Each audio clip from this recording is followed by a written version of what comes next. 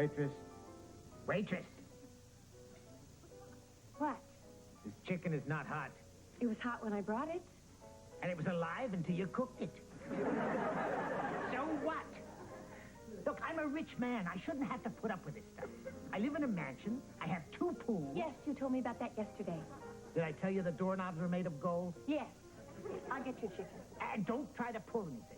I know that chicken. It has a birthmark. This Blake is really getting to me. He sits there all night, complains about everything, and makes up stories about how rich he is, and then all he leaves me is $1. And they say all the good ones are taken.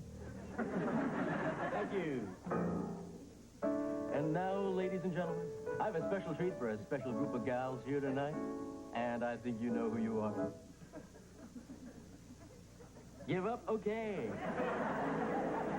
A Sunman tribute to the National Association of Divorced Career Women. Oh, I know how hard it must be, working those long hours for that low pay, then having to come home to an empty house only to find that the alimony check is late.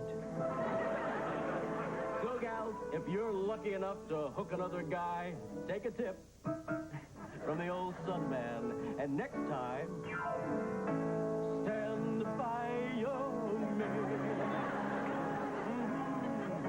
and show the world you love him.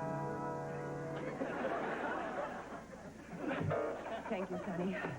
The poor taste expressed by the piano player of this establishment in no way reflects the feelings of the management. The man is a chimp.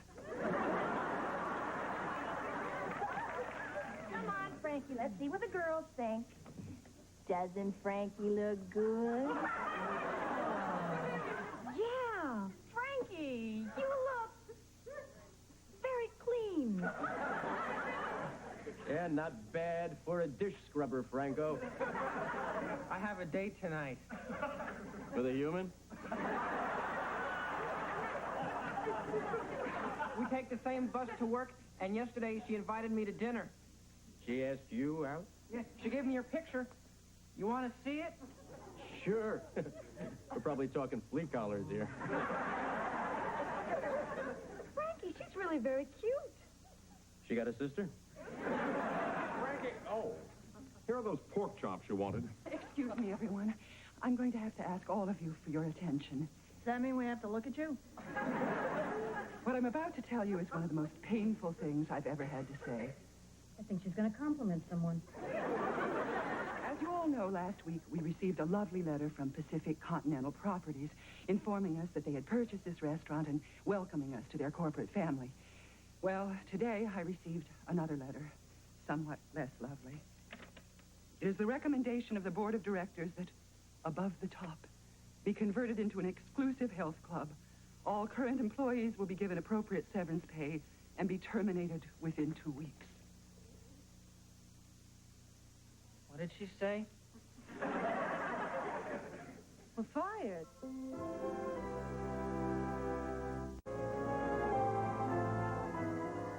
Do you realize we only have 7 more days until we all lose our jobs? Well, actually, 6 days if you don't count today. 6 more days until we're all out on the street. 6 more days of listening to you count the days. Well, I've been studying the classifieds, and there are no waitress jobs. But there are 5 pages of ads for industrial engineers. That's what we should have been, industrial engineers. I went to 8 restaurants yesterday and nothing. But I'm not worried. My 9-year-old daughter offered to drop out of school and support us. Is she a motivated self-starter with excellent skills? She's a child. This is driving me crazy. I hate uncertainty. I need to know what I'm going to be doing next week. You'll be looking for work. Look, stop panicking. We're all going to get jobs again. In the meantime, I'm sure we've all saved enough to hang in there if we have to. 6 months. 3 weeks. What time is it? You know, I realize on my conveniently short commute here as I pulled into my free parking spot that I'm going to miss the hell out of this place. What did Mildred say when you told her? I haven't. Dennis, you haven't told your own wife? I was afraid to. Well, maybe she can help. Maybe she can get a job. She doesn't want a job. When we were married, she vowed that no wife of mine would ever work. That's ridiculous. 50% of all American households have two incomes.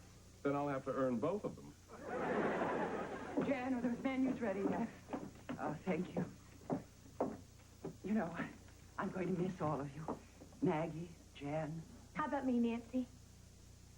even you, Cassie. You know, I don't think I'll ever be able to look at a bottle of hydrogen peroxide without thinking of you. And I won't be able to watch Night of the Living Dead without thinking of you. All right, so we're not the Waltons. But still, the thought of separation is very painful. Would you like my home number? I'm sure you're in the book. Yo, babes, I got some news that'll cheer you up. I've got 1 week to live. Just kidding. I got a job. Doing what? Starting next Monday, I'm going to be knocking them out down at Mike David's Club 52, the hottest jazz club on the Strip. I don't believe it. It's true. I stopped there on the way to work and rapped to the owner. Told him I worked here and I was in. I didn't even have to audition. Sonny, get out there and get ready to play. The customers will be arriving soon. Oh, I don't feel like playing yet, Nance. As a matter of fact, I feel like lying down on the couch and flaking out. You can't do that. Oh, no? And what are you going to do about it, Miss Former Hostess? Fire me?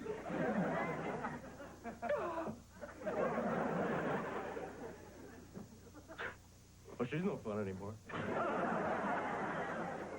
Sonny got a job and we didn't. It's not the end of the world. It sure feels like it.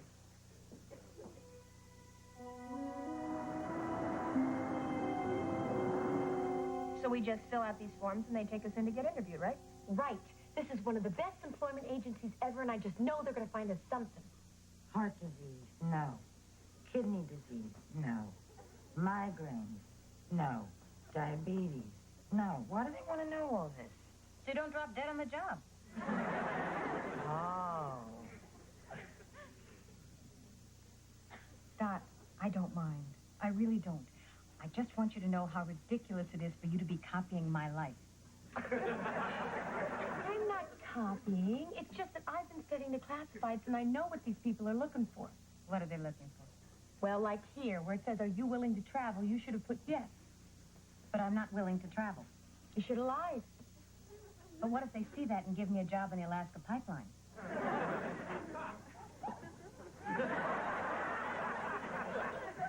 Oh, no. You found a disease? No. I only have one job to list. It looks like I haven't done anything for the past 20 years. Maggie, you were a housewife. That counts for something.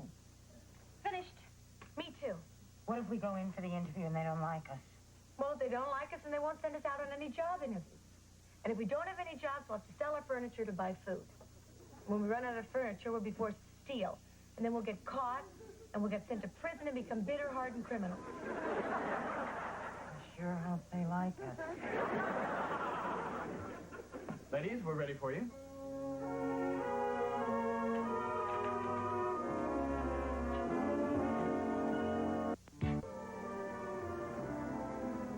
Let's see, you worked in the garment industry for a while at a place called Bonchance Leisure Togs. You were only 17. That's very impressive. Well, I was bright, I was eager, I was full of life, and my father owned the place. That explains why, in 3 months, you were promoted from receptionist to vice president. My mother thought I would meet a better class of men. My getting married was the most important thing in her life. Still is. So you've been a waitress all your life?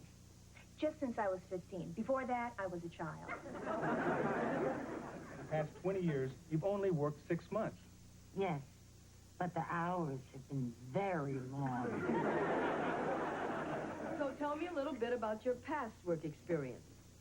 Well, of course, most of my experience has been connected with theater. I majored in drama at Baxter College, did summer stock 2 years ago. I would be willing to do any theater-related work. We never have theater-related work. I like computer programming, too. Yeah, we were a large family, and we didn't have a lot of money, yet somehow we always managed never to have enough of anything. So, when I was 15, I got a job as a waitress, and when I was 16, I had enough to get a car. Believe me, I'm very good at this. I did a lot of my husband's paperwork until he died. Then I did the rest. What did your husband do? Joseph was a regional sales representative for kitchen help dishwashers. You know, the big commercial ones. They sell them to hotels and prisons. We had one. We had to keep it in the den, but he loved it. Industrial engineering is kind of a hobby of mine. Not that I've done any engineering per se, but I always thought I'd be very good at it. Of course, I'd be willing to start at an entry-level position. I dropped out of college after my sophomore year. My mother thought I should devote myself full-time to dating doctors. But you're back in school now. Yeah.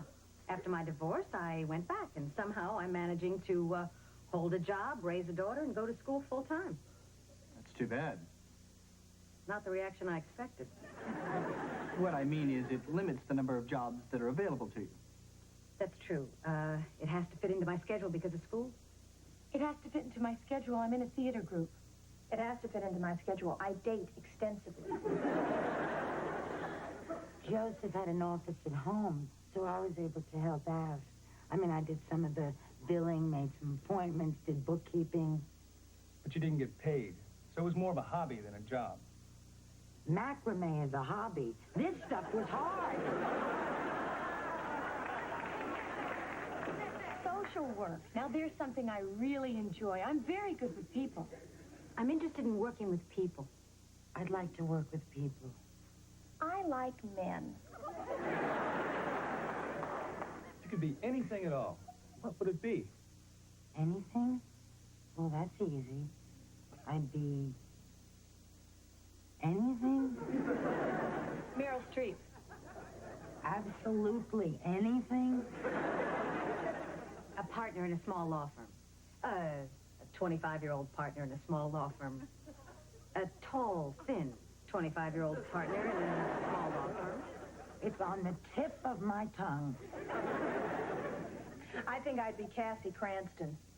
I think I'd be Cassie Cranston. You take typing and shorthand? Well, I used to type a lot of letters for Joseph. And sometimes we would play this little game called Naughty Gal Friday. He would be the boss. And I would put my hair up. And then I would wear glasses. And why am I telling you this? How much money would you consider acceptable? I would be willing to accept a starting salary commensurate with my experience, providing there are excellent benefits and the potential for advancement. Or I'll take what I can get. I don't need a lot of money. I just don't want to be one of those old people who have to eat cat food. Just enough to pay my bills and take care of my daughter. I want a lot of money. What did you like best about your last job? The other women. My friends. The girls. The tips. And the girls were nice, too.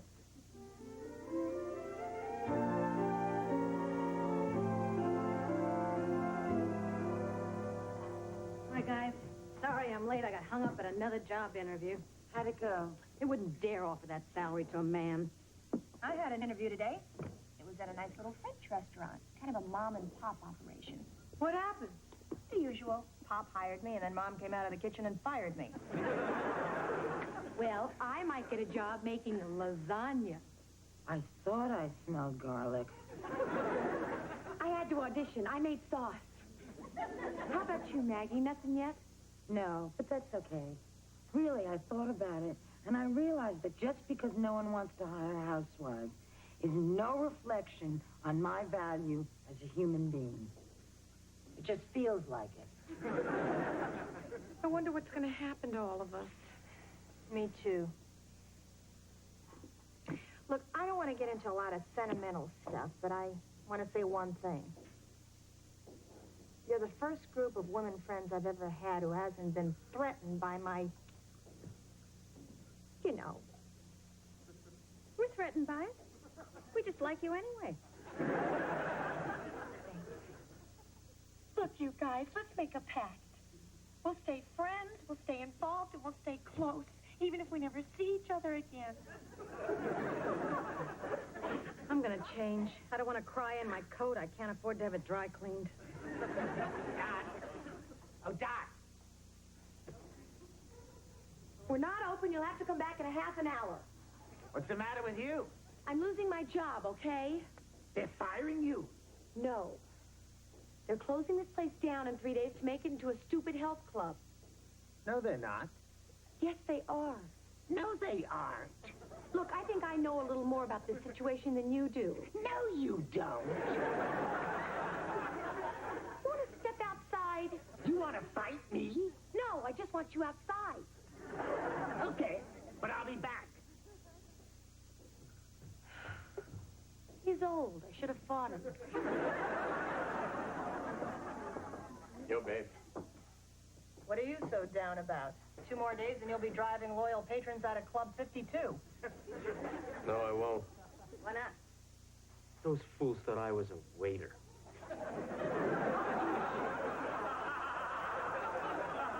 I guess if you show up in a tuxedo, say you work in a restaurant, people jump to conclusions. Can you imagine me taking a crummy job as a waiter, being forced to carry around plates of food? No offense, but I'd rather die. We're not offended. We'd rather you died, too.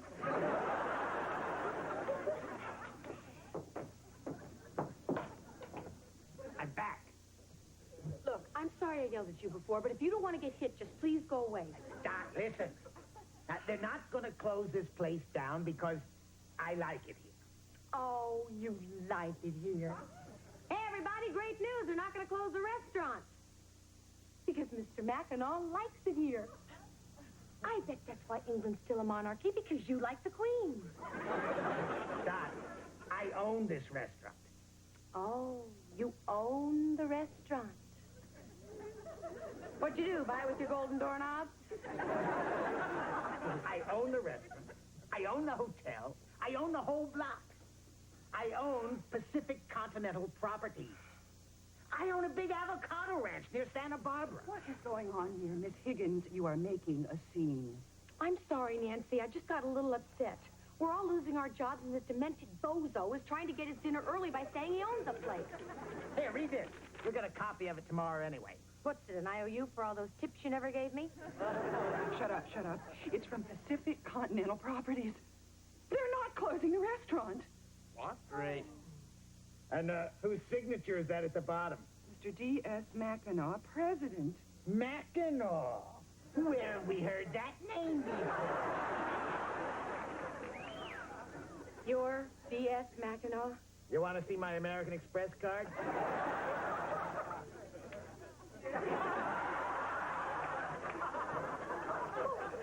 Why didn't you tell me? Why didn't you tip me? What happened to the health club? Look, I've been eating here every day for the past 2 weeks. The food is good, and Dot put up with me. Now, can I close the restaurant and force her out of a job? Are you saying you're going to keep this place open because of Dot? Not really. It'll cost over $1 million to convert it to a gym. For that amount of money, I can jog. Now, can I order dinner? I'll get you your menu. I'll get your wine list. I'll get you a fork. Got a request? Yes. Don't play. Don't sing.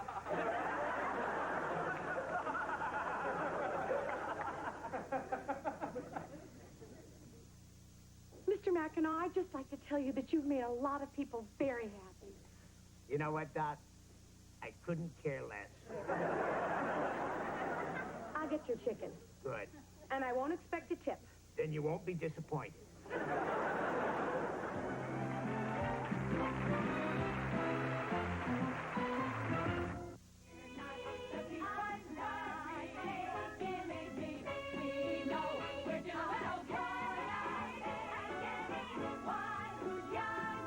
Stay tuned for Carol Burnett, right here on Super 18, Wisconsin's Superstation.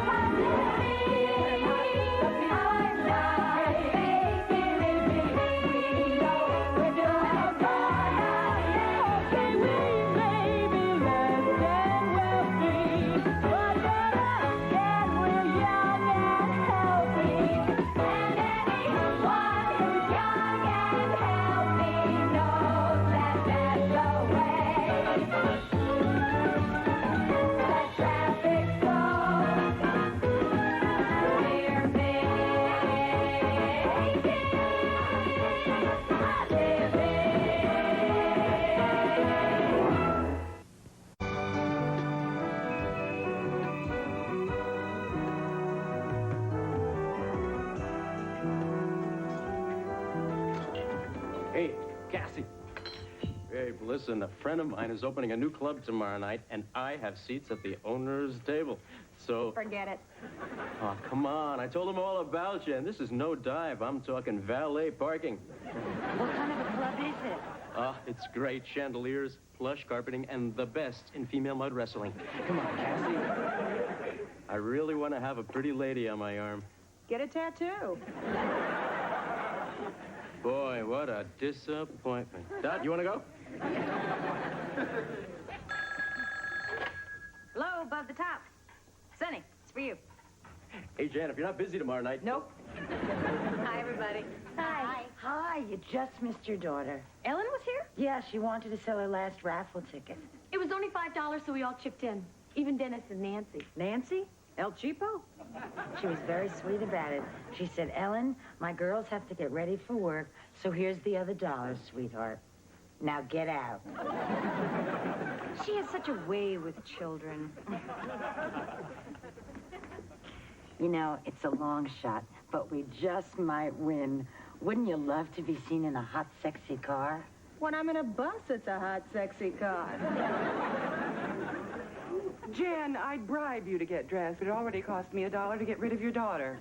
Nancy, I'll be right out. And if you're that cheap, here's your $1 back. I have never been cheap, but I figure $1 here and $1 there, and pretty soon you've got $2.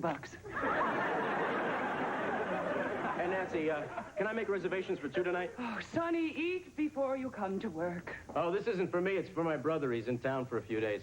You have relatives? You never mentioned you have a brother. He doesn't like me to bring it up. We haven't gotten along since he was 10. What happened when he was 10? I was born. He never forgave me for that.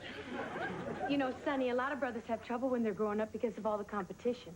Well, there was never any competition. He beat me at everything. He beat me at sports. He beat me at getting girls. Sometimes he just beat me. What did your parents say? Don't let it bother you. So I tried not to. I mean, I didn't even mind so much. He was my idol. The only thing I ever wanted from him was his approval. But I was never enough of a man for him. I know how he feels.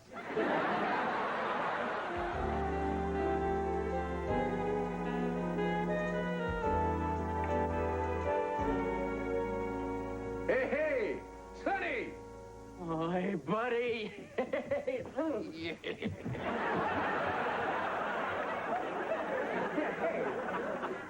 Hey, I didn't think you were coming. Hey, I had to skip dinner. I had to make a few business calls. I hope I didn't cause you too much trouble. Nah. I asked them to hold a table for you for the whole night. Cost the restaurant a few bucks. Hey, they'll survive. What's money? That green stuff people kill for? It don't mean nothing to me. Business is great. Guess what? I bought Mom and Dad a house in Florida. Hey, that's terrific. Boy, Mom and Dad haven't heard from them in a while. Oh, hey, come on. They think about you. Yeah? I got a letter from them. They talk about you. I got it with me. Here. Dear buddy, miss you very much. Glad business is going well. You know you mean the world to us. Have fun in Los Angeles. By the way, if you run into Sonny, say hi. Can I keep this? Sure. Thanks. So, this is where you play the piano, huh? Yeah. They love me here. Yeah, well, I guess if you give people enough booze, they'll listen to anything.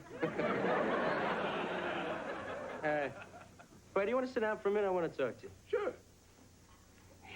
It's been a long time, huh? Boy. Buddy, I'm a grown-up now. No, really, I mean it. Now, you know, I think it's time that we were like real brothers, you know, pals. Let's face it, you never treated me like a man, like an equal. Hey, kid, I always told you the day you could beat me at anything, then you get to be a man. Well, I don't want to wait that long. All right? We'll give it a shot, okay? Okay. Hi. Hi, you must be Sonny's brother. Yeah, I couldn't get out of it. Just kidding. Cassie Dodd, Maggie Jen, this is Buddy. Hi. Hi. Well, you got a real silly job, but you get to work with some great-looking ladies. Are you staying in L.A. long? No, I'm on my way to Hawaii to get married. You getting married? Yeah, life is great. I made my first $1 million. I met the sweetest little girl in the world, so I'm going to settle down and give up the ladies. Too bad. Well, I'm still available. Too bad. Hey, Susie's downstairs in the room. I want you to meet her. Then we'll go out and hit all the late spots, okay? Great. Hey, why don't you ask one of the girls to come along? We'll double. Nah, if I ask one, the others get upset. Maybe some other time.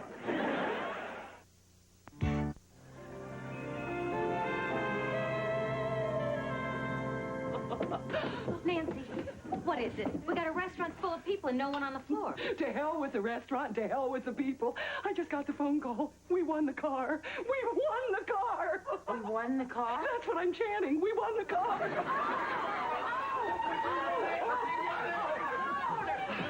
We have to present the ticket tomorrow night, so let's get it. The ticket. Well, what's the matter with all of you? Who's got it? One of us has it. What if we don't? Take it easy. Don't panic. Let's just all look in our lockers. Dennis, you check the desk. Oh, I don't see it here. Well, it's not in my locker. Mine either. It's not in mine. I don't even know why I'm looking in my locker. I wasn't even here when you bought the ticket. Well, it's not on the desk. Now it's time to panic. Let's ransack the place. Oh, there's something under the couch, but I can't see what it is. Well, turn the sucker over. Oh. Oh, it's a note. Cassie, my life's worth nothing without you. Call me before I do something drastic. Oh, gee, I meant to get back to that guy. You idiots, you lost it. If we don't present that ticket tomorrow night, my car goes to the first runner-up. Wait a minute. Before you get too set on your car, you took your money back, remember? I own your part of the ticket. It's our car. That's one way of looking at it. Very well. You have exactly 30 seconds to restore this room to its proper order. And, Jan, I just want you to know that's the most vicious, petty, vindictive thing I've ever heard of in my life. I hope you never find the ticket. I'll give you a hand. Why can't I fall in love like any other man? And maybe then I'll know what kind of food.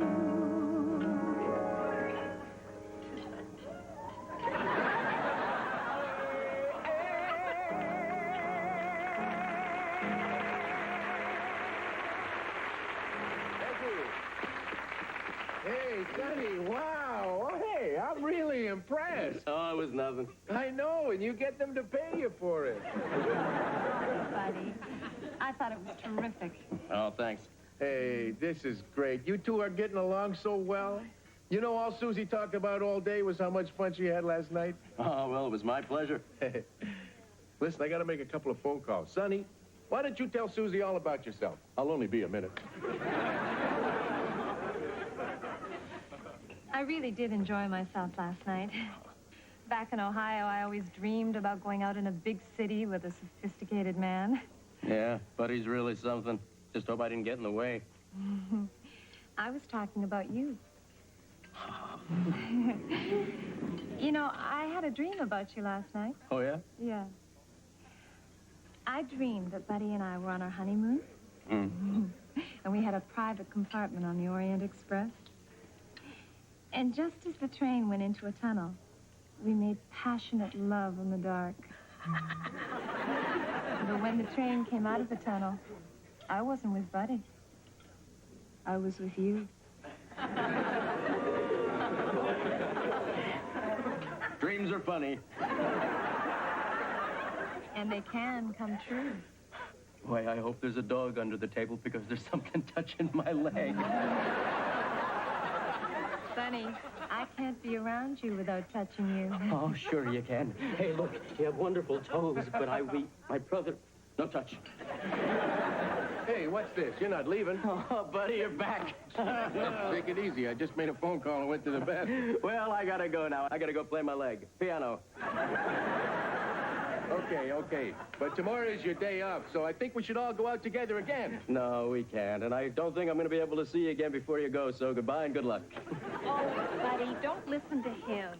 He's just afraid he's going to be in the way. Come on, Sonny. I'd love to have you come along. That's what scares me. Excuse us, honey. Sonny, Susie really likes you. If you don't come along, she's going to be insulted. And if you insult her, you'll insult me. And if you insult me... I'll come. See, I knew we could talk. Hey, Susie, honey, come on, we're leaving. Here, Sonny. Pay the check. Good night. Who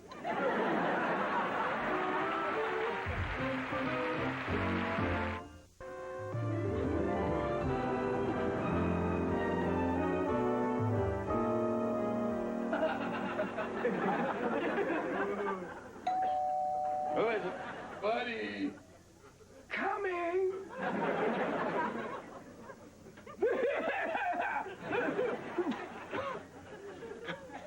Well, little brother, we were in the neighborhood, so Susie said, let's go up and see how Sonny's doing. Is he sweet? Yeah.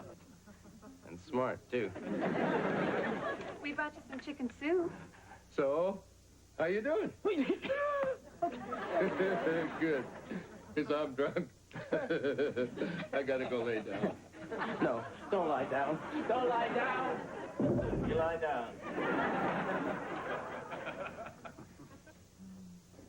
Hi. Hi. We better get him back to the hotel. He's dead to the world. I know. 10 hours minimum. You know him. Nothing wakes him up. We could have a party in here. No, we can't. It's in my lease. Can't have parties. Can't even have fun. It's a very strict building. I'm going to get you some soup. I'll get a spoon.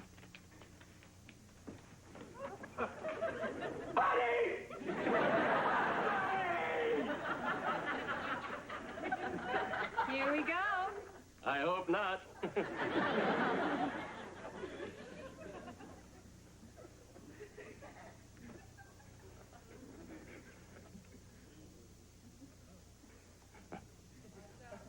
Thank you.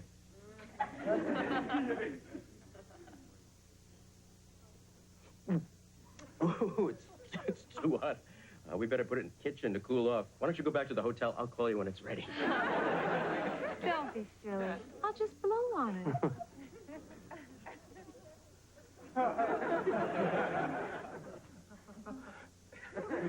What are you thinking? I know what I'm thinking. But I can't. Sonny, you're not going to ruin anything. Oh. Sonny, I want to marry your brother. Look, do you think you're the first? I mean, look, he works a lot. I'm not a bad person, but well, I'm young and... Frisky. And you make me feel very frisky. Okay, look. You have the hotel key? Right here. Now you're talking. Now I'm leaving.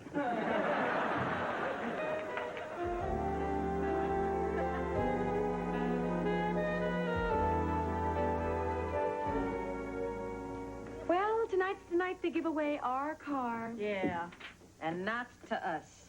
And why? Because Maggie can't remember what she did with the ticket. I remember something.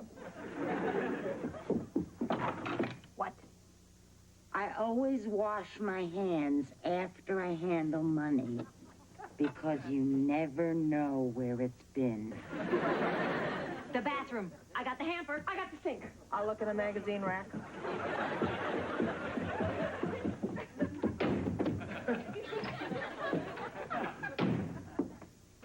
Anybody here? Okay, let's talk. And remember, we're in a public place. Look, Sonny, about what happened between us last night, Buddy should never know. You're telling me. And by the way, where is he? At your apartment trying to cure his hangover.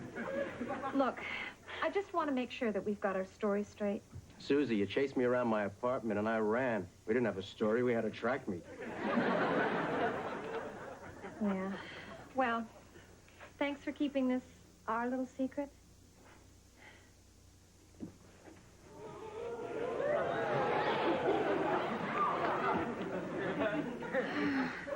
I just had to. Why was I cursed with animal magnetism? Well, that woman drugged.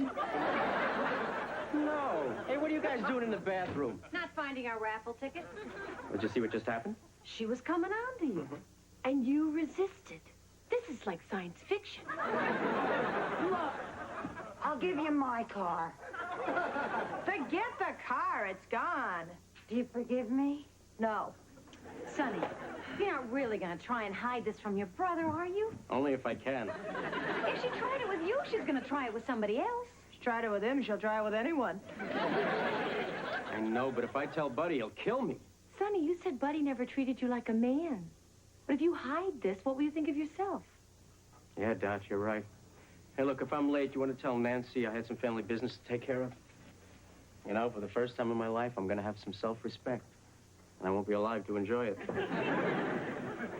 His brother's fiancée? This is the kind of thing that makes people think about California what they think about California. Maggie, they're from the Midwest. It's spreading.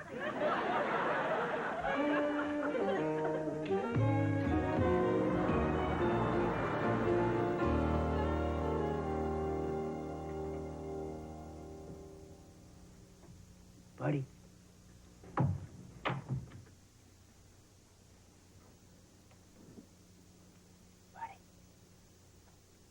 Last night, your girl chased me around the apartment. You don't know, but she fools around. There, I feel a lot better. Sonny, what are you doing? Nothing. Bye-bye. Hey, wait a minute. I want to talk to you. What? Susie told me about last night. She did? Yeah, she did. She told me that you put me to bed, and then you gave her your soup. Boy, you taking care of me, that's a switch. Thanks, kid. Sure. Well, you better get back to work. Yeah. Buddy? What? You want to sit down? I have to tell you something. You know, they're always saying this is going to hurt me more than it does you. Well, this time, I'm pretty sure it's true. What are you getting at? Buddy, last night, Susie came on to me. Not only that, but she told me that when you're at work, she gets frisky. Frisky? Yeah, with other guys. You're saying that my girl gets frisky? Yeah, with other guys. Take it back. Oh, I'd love to, but it's true. Boy, Sonny, you really resent me, don't you? You always been jealous of me. Now you make up a story like this just to break me and Susie up? Oh, that's not why I'm telling you this. Oh, bull, put up your hands. Why? You just knock them down. Well, I'm going to beat on you until you tell the truth. Well, go on. But it's not going to change what I said. And in 2 or 3 years, when I'm dead, and you find out about your wife, you'll remember that your brother wasn't afraid to tell the truth. You're really ready to take a beating for this? Yeah. But I'd rather be sent to my room. True, ain't it? Yeah, buddy. I'm sorry. She really came on to you? Yeah. I have my suspicions all along. I just didn't want to admit it, you know. Yeah, I'm sorry. I could have killed you there. I'm not a very good loser, you know. Hey, I'm a pro. Believe me, you'll get over it. Yeah, I guess. Anyway, I still got my little brother. You're quite a guy. Thanks, bud. Well, I guess I gotta talk to Susie. And I got all this energy I gotta let out or I'm liable to do something I'll regret, you know? Want to chase me around the block? We used to work when we were kids. No. You wouldn't mind? Give me a head start. Okay. Go!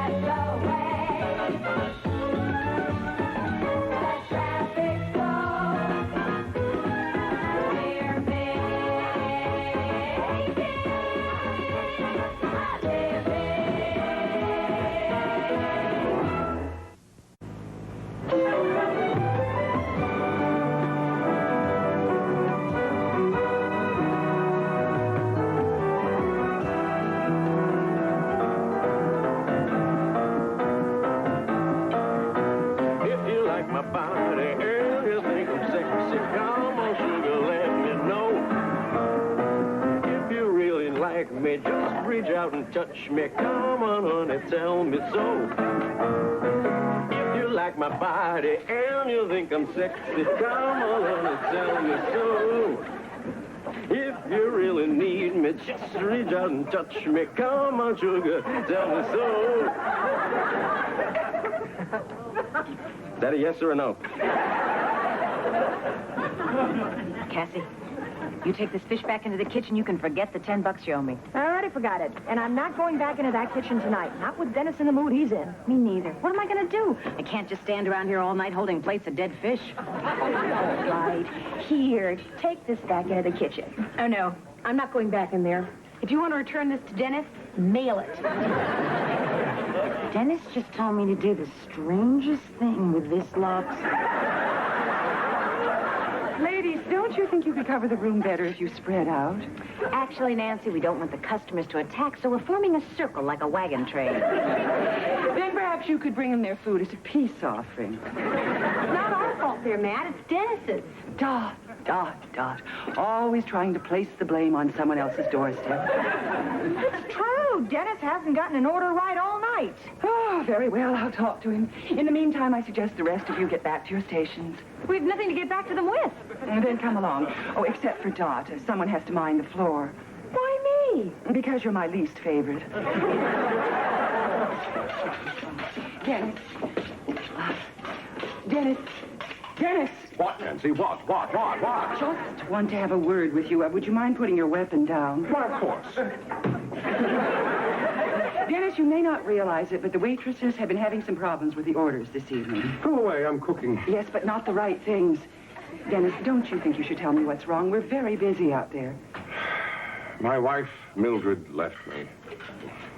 Actually, we're not that busy. Go on. Mildred and I are through. Oh, Dennis, you two are always splitting up. I know, but this time it's really serious. Oh, really? How serious? Very serious. She just cut all my pants off at the knees and walked out the door. Speaking strictly as an outsider, Dennis, I've never been able to understand how you can put up with such bizarre behavior from that woman. Because she's my wife. She's exciting. I love her. Hey, you guys want a big laugh? You ought to see Dot try to cover 28 tables. Did I ever tell you about the time I was trying to watch a football game and she stood naked on the TV? Who stood naked on the TV? What time, what channel? This is extremely personal. I don't want to hear this. Then go inside so we can. I'll come back when it's over. Oh, but what am I torturing myself for? Those good times are gone now. No, they're not. You'll get back together like always. No, we won't. What's to stop you? This afternoon, I went down to Mildred's favorite restaurant to try to patch things up. She always has lunch there on Wednesdays. And I saw her with a handsome young man. Hey, there's lots of reasons why a good-looking guy might be eating with Mildred. Sure, but why would he be running his fingers through her hair? Maybe he didn't have a napkin.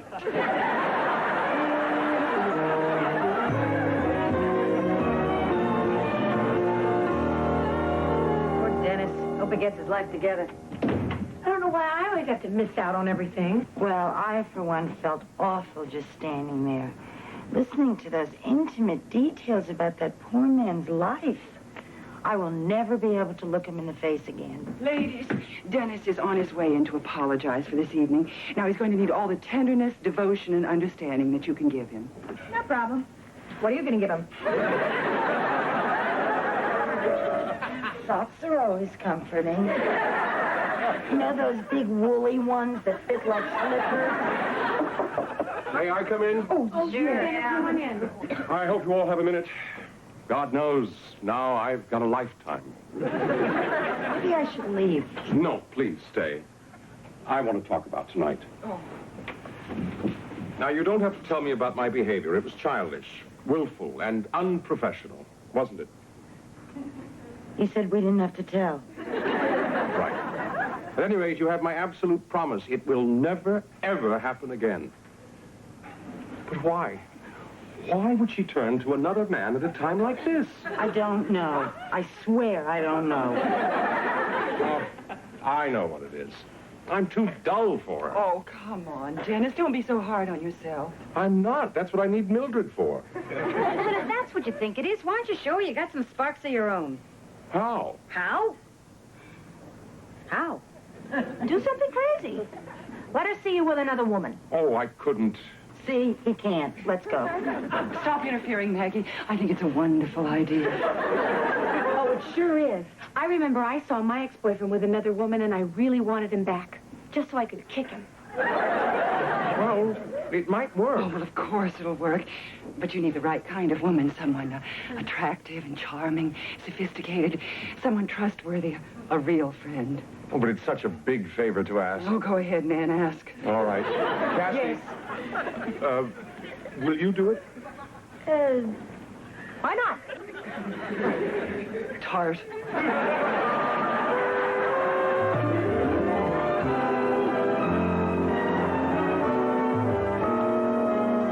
Now try to remember how I told you to act, just in case she comes in. What's so funny? Nothing. That's how you told me to act. Happy. I said happy, not demented.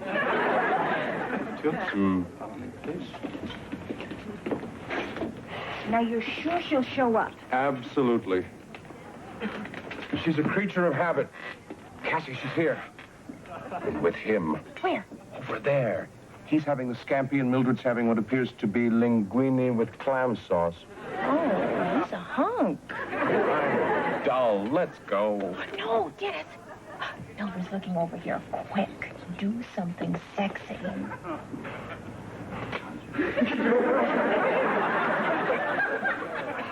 Slow down. This is a public place. Give me a chance. I'm just warming up. Tell you what, Dennis. Why don't you sit still and let me do it, okay?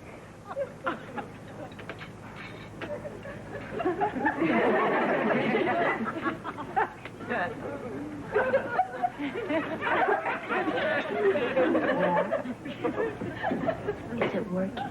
Is she getting upset?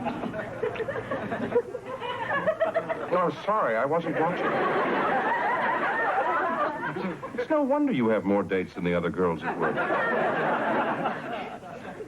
Oh, yes, indeed. She's jealous, all right. That lovely little face is the color of eggplant. Now get up, go to the men's room, and run into her. She won't be going to the men's room. You're going to the men's room. Just go.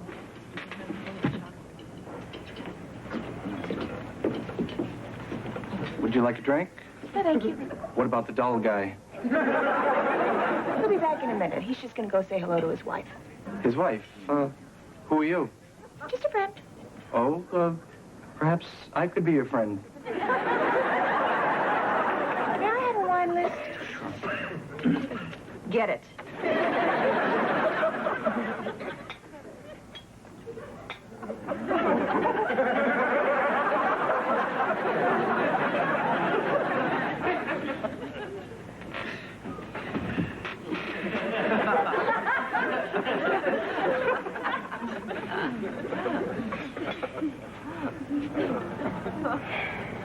Shall we order? Dennis, what happened? She no longer thinks of me as merely dull. Now I've become dull and unfaithful. But she was here with another man. Giorgio's not her date. He's her hairdresser. Oh? Oh, well, at least it worked. She's jealous. Oh, yes. And she's coming back, too. Tonight. To get all her things. She's divorcing me. Hungry? Linguine looks good.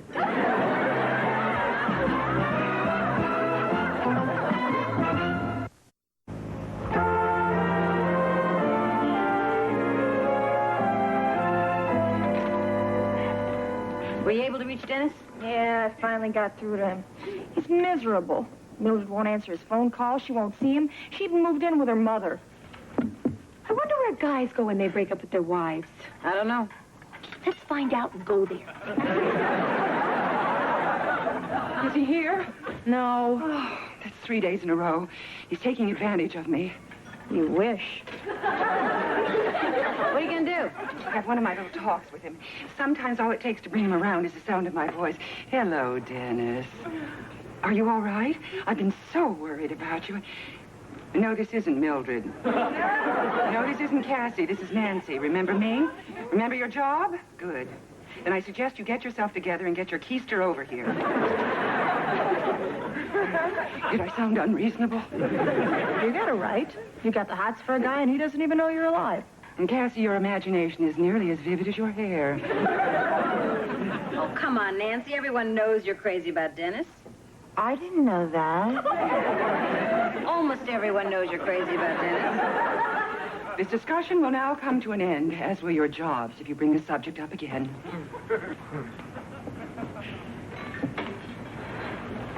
Now, there are two people I can't look at. I wish you wouldn't gossip in front of me. Maggie, it's not gossip. It's sharing. When you work with people, you can't help talking about them. Sharing is a part of human nature. You mean you wouldn't care if I found out something personal about you that was embarrassing? No. I mean, I can't think of what it would be. I can. You can? Well, go ahead. Tell Maggie. You sure? Sure, I'm sure.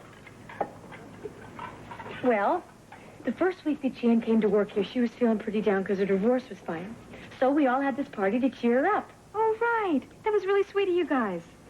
Anyway, everyone had a whole lot of champagne, and Jan ended up going home with Sonny. Nobody was supposed to know about that. It was before you knew what he was really like. I don't care. Who told you that?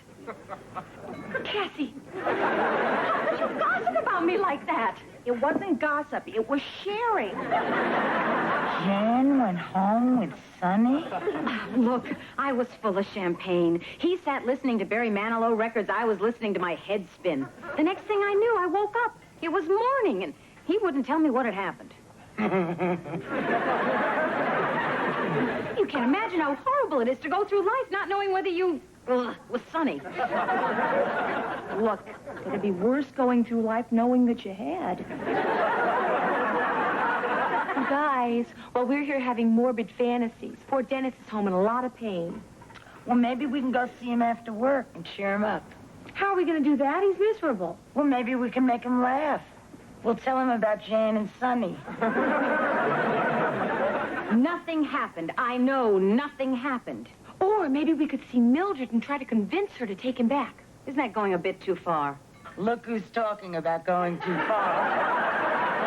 I'm sure nothing happened. Please, God. Mildred would have to believe us if we all went. Wait a minute. Why do I want to do this? Well, because a friend of ours feels rotten, and it's partially our fault.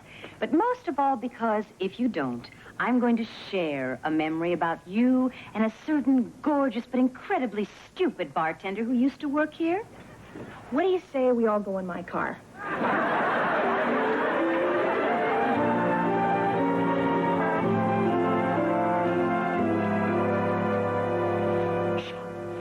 It's kind of late. What if we wake Mildred and her mother up? They're already up. How do you know? I just heard Ed McMahon laugh. Well, here goes. Who is this?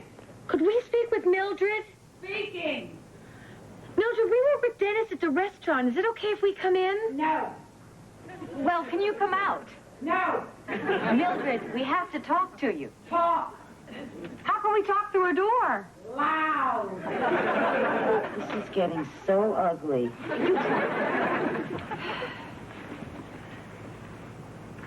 Mrs. Hubner? This is Maggie McBurney.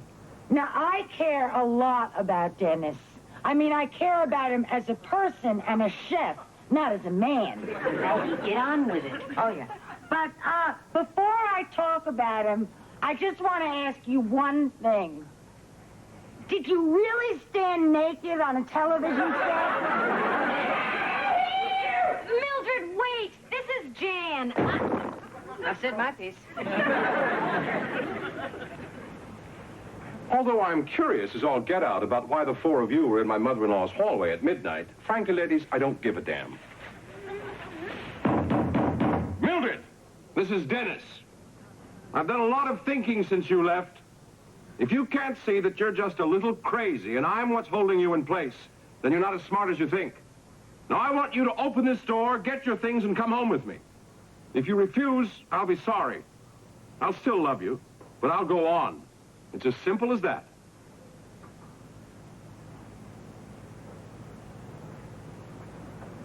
It was a dull speech, wasn't it?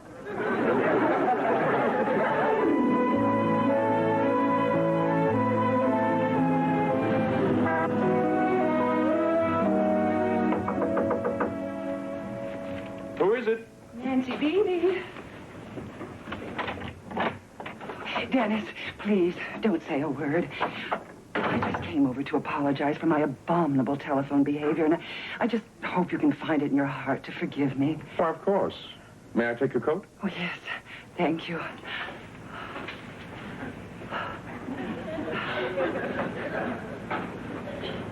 Can I get you anything? Coffee, tea, cold soda? Bourbon neat. Right. Well,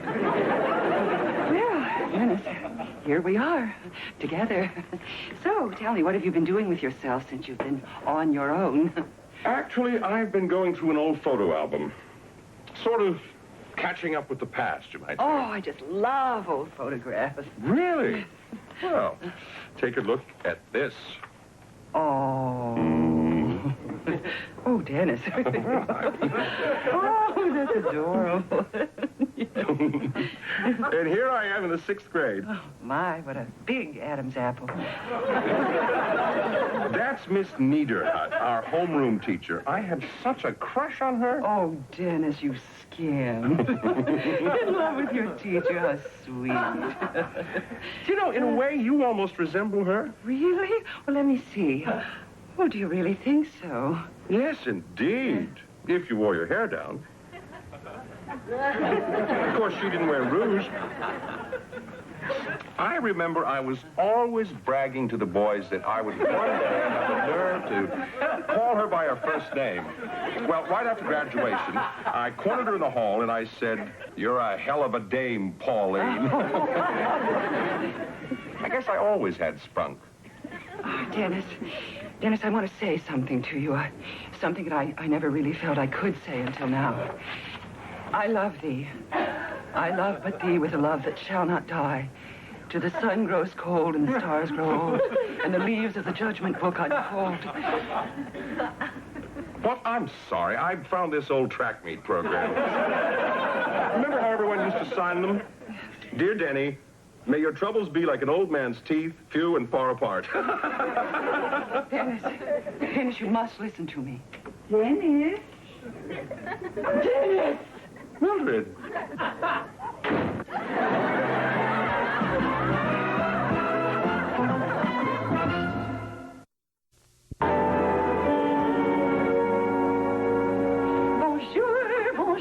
Bonjour. Hi. And don't my girls look lovely today? Somebody slap her. She's hysterical. Very clever. Well, has Dennis come in yet? Not yet. He's probably still upset about that mess at the door last night. How did you know about that? We were there. In Dennis's apartment? No, at Mildred's mother's hallway. What happened at Mildred's mother's hallway? Forget that. What happened at Dennis's apartment? Not that it's any of your affair, but after work I went over to Dennis's to apologize for my inappropriate telephone behavior, and in the midst of the apology, Mildred appeared. She did? What happened? She stormed out. It's over. Finished. No. Well, I guess it was the last straw when she caught Dennis with another attractive woman. You had someone with you. Not so clever. Yo, babes, better get those pockets ready for big tips tonight because our chef is back and raring to go. Hello, everyone. Hello. I'm so glad you're back. Oh, me too. Oh. Me too. Me too. Don't ever let that happen again. In fact, don't ever point your lips in my direction. Now, stay back, girls. I'm headed for the kitchen, and I've got cooking on my mind. Dennis, in view of the circumstances, I think it's very wise to throw yourself into your work. What circumstances? Last night, in the apartment, you and me and Mildred. You work with people, you think you know them. Oh, that. Well, after you left, Mildred came back, and we had it out. I explained who you were, why you were there, so everything's hunky-dory. Well, can't tell you how pleased I am to hear that. Thank you for being so concerned, Nancy. You really are a good friend. Well, everyone, good news. We heard. You did? Then why are you standing there? You have napkins to fold and candles to light. Nancy. And mouths to keep shut. You're the boss. If the reservation phone rings, would someone else please answer it? I'm going to put up my hair. The one I love belongs to somebody else.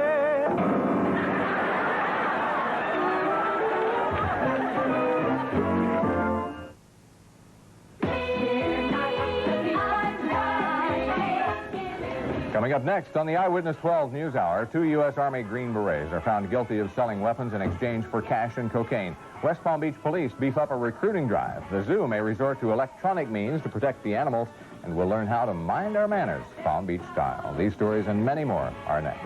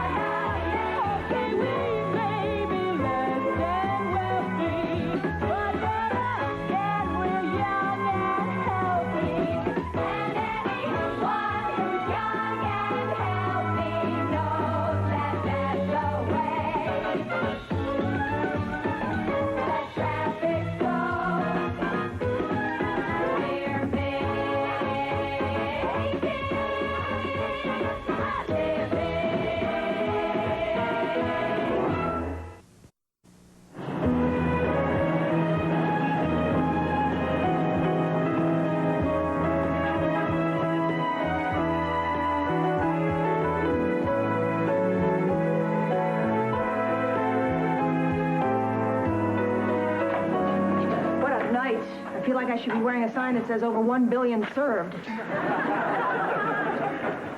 Tell me about it. I got a party of 8 out there and not one soup order in the bunch.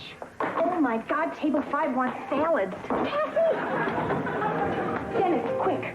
1 prime rib, 1 salmon, and someone wants a special without the white sauce. That's what makes it special. Without the white sauce, it's just a dead fish. Sorry, I am too busy to argue. Oh, good. Everyone's here. What everyone? Maggie said she had to see us right away. Stay away from my salads. What's up? Here, Dennis. Oh, thanks. Dot. Thank you. Jan and Cassie. Great. Wait a minute. Aren't you going to open them? Dear, we're very busy here, you know. Oh, please open them, please. You too, Dennis. I just wanted to show my appreciation to all of you for being so nice to me since I came to work here. Please come to my house at 7 p.m. day after tomorrow. Refreshments will be served. Great. I love a party. No, it's not a party. Then what is it? It's a thing. Great. I love a thing. See, I'm just going to have a few people over, some food and drink, and maybe I'll put on a record or two. Here on Earth, it's known as a party. No, it is not a party. See, I can't have a party. My husband hasn't been dead long enough. I wouldn't feel right about having a party just yet. Well, whatever it is, I'll be there. Oh, great. Drop it. Cassie? I'll have to let you know, okay? Oh, okay. When will you let me know? Tomorrow. Oh, fine. What time tomorrow? In the morning. Good. Do you consider the morning to be between 8 and 12 or later? Because I've got these errands to run. And I'll be there. Great. We all will. Oh, great. Ladies, we in here ignoring the customers when we could be out there ignoring the customers? I'm on my way, Nancy. Good. Miss Phoebe, I have something for you. If this is a chain letter, I'll kill you.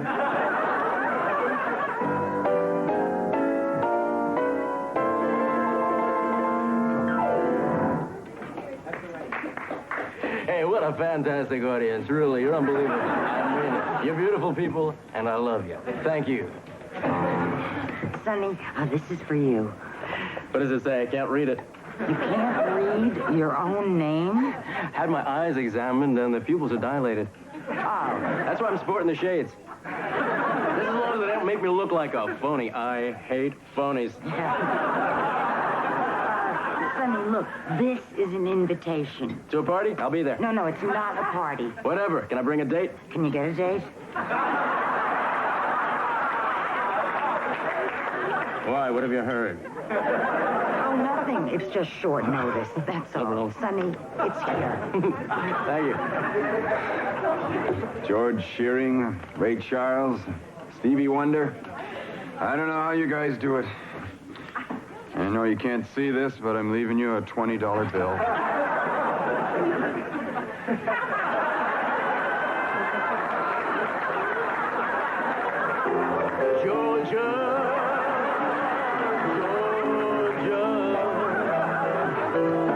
Oh, no, I won't forget.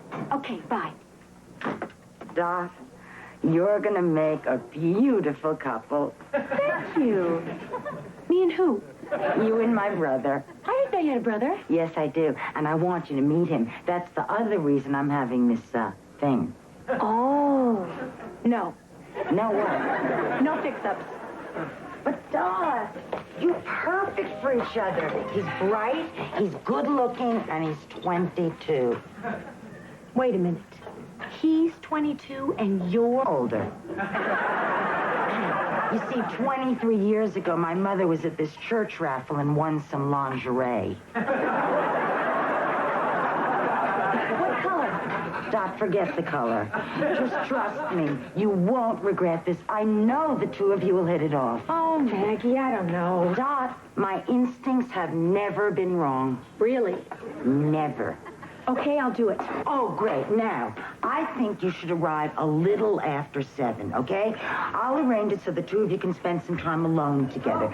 Maybe you'll go for a walk, or maybe I'll send you both out to the store for something. I don't know yet. But anyway, Dot, I also want you to hang around a little bit after everyone else has left. And, Dot, don't press. I think these things should happen.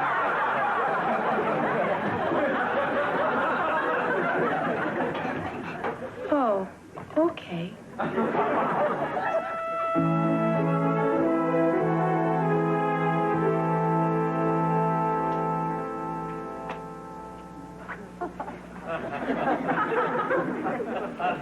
I am so pleased you all came. No, thank you.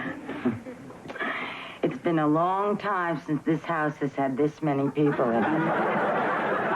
Just how long has your husband been gone? A little over a year. My children are gone, too, you know. Poor woman. They went just before Jack did. Oh. My God, what happened? Well, my son is away at school, and my daughter's living with someone just to deprive me of any chance of happiness I may have left. You think your sister made enough sandwiches? Well, according to my calculations, we each have to eat 11 and a half or we'll hurt her feelings. So, Cassie, are you enjoying yourself? Now, be honest. Are you kidding? I love your house. I love the company. I'm really glad I can make it. Oh, Hey, Cass, how you doing? Bored out of my mind.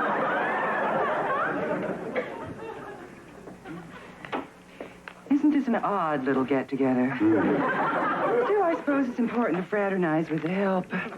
By the way, Dennis, where's your lovely wife, Mildred, tonight? Oh, we're separated again. Really? Oh, I'm terribly sorry. You know, Dennis, I've never told you this before, but I think you're much better off without Mildred. Well, actually, I'm hoping things work out. Oh, of course you are.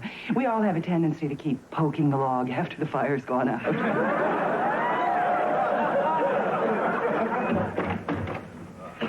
Oh, look, everybody. It's Dot. Hello, Dot. Well, it's about time. What took you so long? I changed my dress 5 times. What do you think? I wish I could have seen the other 4. Maggie, I'm trying to be optimistic about this. I'm whole thing. kidding. You look fine. Now, come on in. Oh, wait a minute. Sonny's out there. Where? He's in a car having an argument with some girl. Sonny,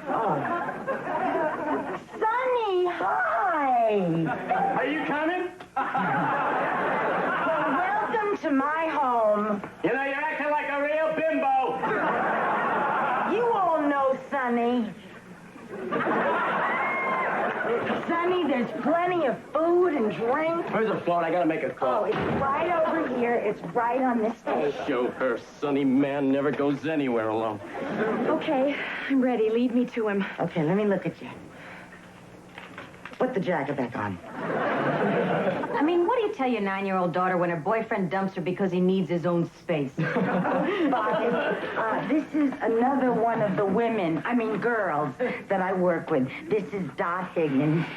Dot, this is my brother, Bobby. Hi. Hi. How are you? Good.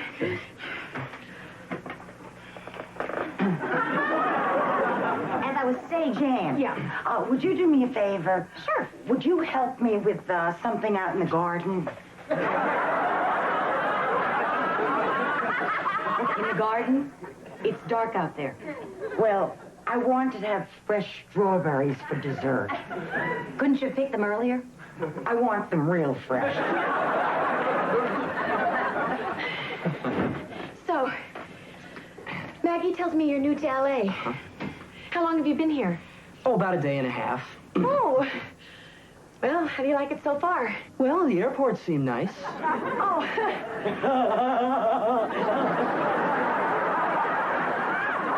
Maggie, I thought we were going to go pick Oh, strawberries. right. I was just getting a basket. That was all. So, you work with Jan? Yes. We all work together. We're just one big, happy family. You know, I can't believe Jan has a kid. I mean, it must be really rough raising a daughter all by herself.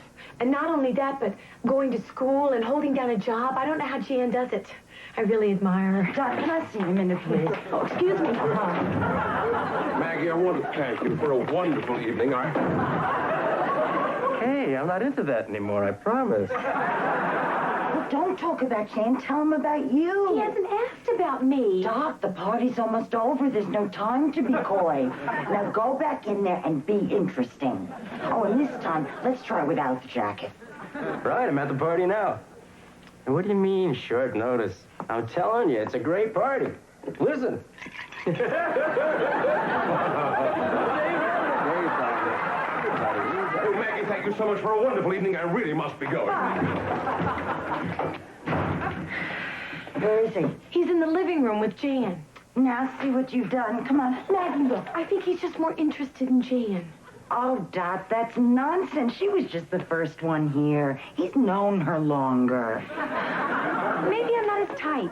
Thanks for a wonderful time, Maggie. Got a split. Yeah, glad you could make it.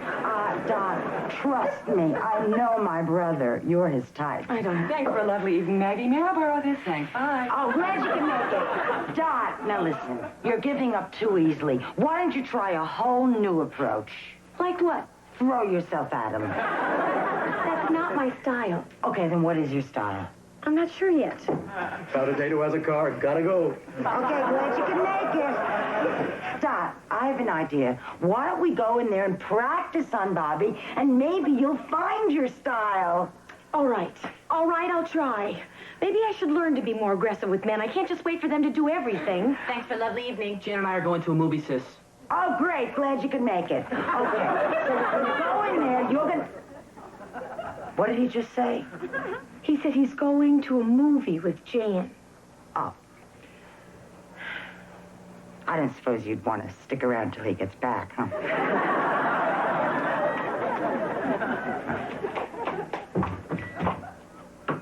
Thanks for a lovely evening. Oh, yeah, glad you could make it.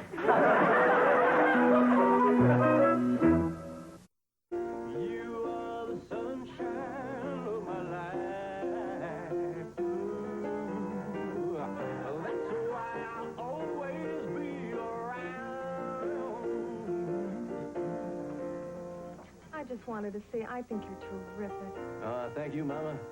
I can tell by your voice you're an honest and caring person. What a douche.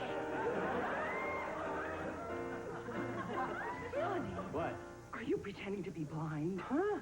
Heck no. Yes, you are. I can't believe it. It is cruel and insensitive and in the worst possible taste. Give me a break. Well, you're getting one right now. You go into that kitchen and don't come out until I tell you. Okay, okay.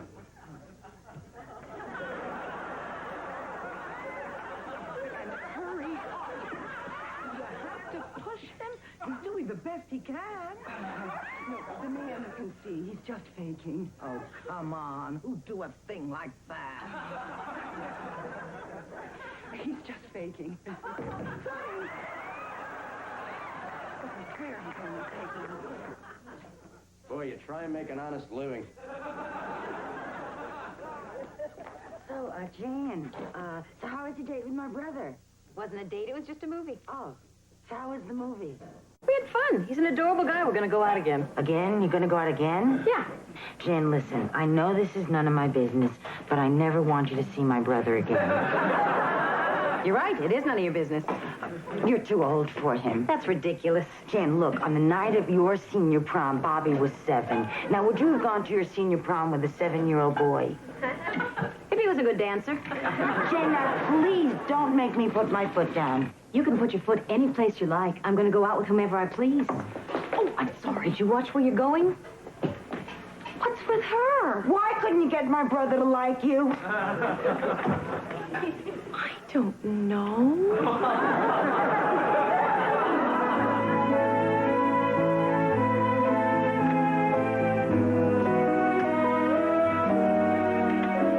Thanks for walking me to the door, Cassie. My car should be fixed by tomorrow. I hope I didn't take you away from anything. No problem. He knows I'm worth waiting for. Cassie, do you have half a second? There's something I really want to ask you about. Sure. Great, come on in. Do you ever go out with younger men? Why? Well, you know Jan's been dating my brother. Yeah, I think it's great. No, but you should see where they've been going. I mean, intimate candlelit restaurants, drives along the beach. How do you know? I followed them. What? I couldn't help myself. I mean, that's how much this thing is bothering me. All I can think of is breaking them up. You can't. That's why I want you to break them up. I can't break them up. Oh, sure you can. It'll be very easy. I've written down everything you need to say. Here. Bobby and Jan, I care very much about both of you, and for that reason, I feel it is my obligation as a friend to tell you how disgusting I find your relationship. I can't say this. The idea of an older woman and a young boy doesn't make you crazy, huh? Not the way you'd like it to.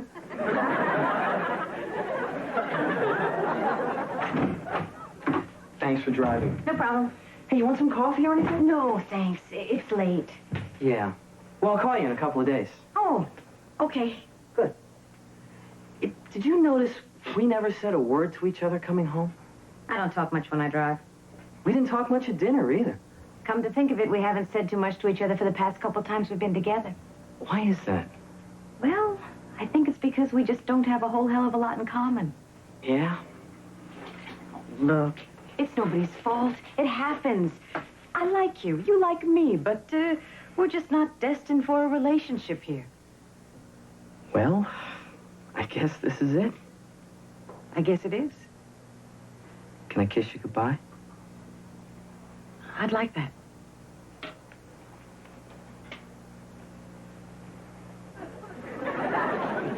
It's been nice knowing you. Same here. I'll say one thing for you. You have great lips. So do you. Nice eyes. Nice hair. Soft skin. All right. Bobby, I can understand. He's very impulsive. But Jan should know better. Come on. What if you were her? What do you mean? Pretend you're Jan, and Bobby comes along and hits on you. That's disgusting. He's my brother. Okay. Make it another young guy. Who? The kid at the gas station? the neighbor's son? Ralphie McDermott, the little creep next door? He shaves his head. There must be somebody. No, really, there isn't. Well, there is this box boy. Oh, no, this is ridiculous. I mean, he can't be more than 18 years old. But you still like him. Well, I always tip him $1. Even when I have 8 items or less. Bobby. What? This is ridiculous. Why? Well, for one thing, I'm lying on the salt and pepper shakers. Oh. And for another, I thought we were breaking up. We are. But this is how I usually start a relationship. I know. It's confusing. Well, that's because we're in each other's arms. Look, we just finished saying that we don't have a whole lot in common. Well, we didn't until now. No, Bobby, Robert, see, you can't build a relationship on physical attraction. Well, you can. But what does it get you? Maybe 2, 3 wonderful, crazy weeks? Which wouldn't be too bad, except that sooner or later we'd be right back in the same situation we were before we met this kitchen table. Jan, you turn me on. I know. It's great. And you turn me on, too. Am I turning you on now? Oh, yes. But I think that we should turn it off now and say goodbye. Goodbye. Goodbye. Oh, my God. Hi there. Oh, great. Maggie, wait. Look, maybe I can understand it, but I know I can't look at it. Maggie, this isn't what you think. Is it what I think? In my own kitchen, Jan. Maggie, relax. We were just breaking up. You were? That's called breaking up? Yes. It's because of me, isn't it? No, look, things just weren't working out. No, really, I know it's all my fault. I feel so terrible. More terrible than when we were still dating? No. I thought so. Look, I gotta go. Jan, wait a minute. Jan, wait. I want to apologize to you for the way I've been acting. I mean, I have no right to expect other people to think the way I do. And besides, if I can have feelings for the box boy, why can't you have feelings for my brother? What box boy? That's none of your business. Look, I don't know what to say except that I love you both, and I hope you both forgive me for acting crazy. I think we can. And for trying to break you up. We forgive you. And for following you. You followed us? Follow us. Well, you know that night you left that Italian restaurant, and then you went for that long drive along the beach, and then you parked your car, and then you got out and you took the walk along the beach? We never did any of that. You didn't? Jan, don't you drive a little green MG? No, it's blue. Oh, my God.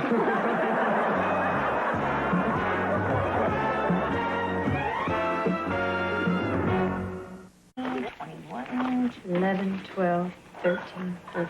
22, 23, 24. 50, 75, 1. I can't believe how small my tips are. I wonder if people are starting to tip according to height. You know, you girls are really spoiled. When I was a waitress, I was grateful to get 1/10 as much in tips.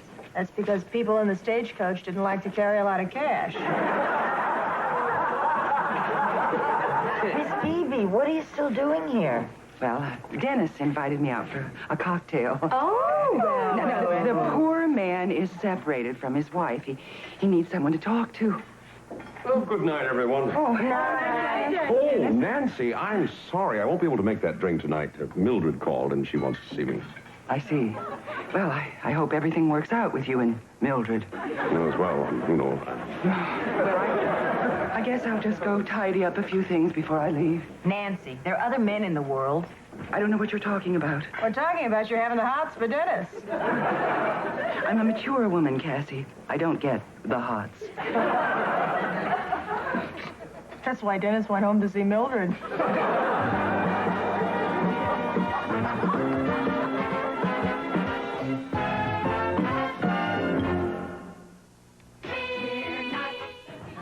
Coming up next on the Eyewitness 12 News Hour, the takeover of a local savings and loan has lots of people worried about their savings. Authorities have broken up a counterfeiting ring. One lucky teacher gets a field trip into space, and we'll see how a 60s idealist is selling his true belief for big money.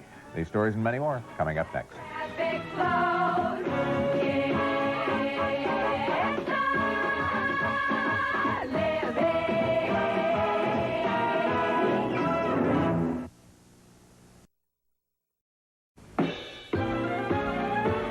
Life's not the French Riviera. Believe me, life's not a charity ball. It isn't all a great big bed of roses. It's not like showbiz, but the main thing I'm supposed to be. I'm not making it. We know we're doing fine. Okay, we may be less than wealthy, but then we're young and healthy. And anyone who's young and healthy knows that that's the way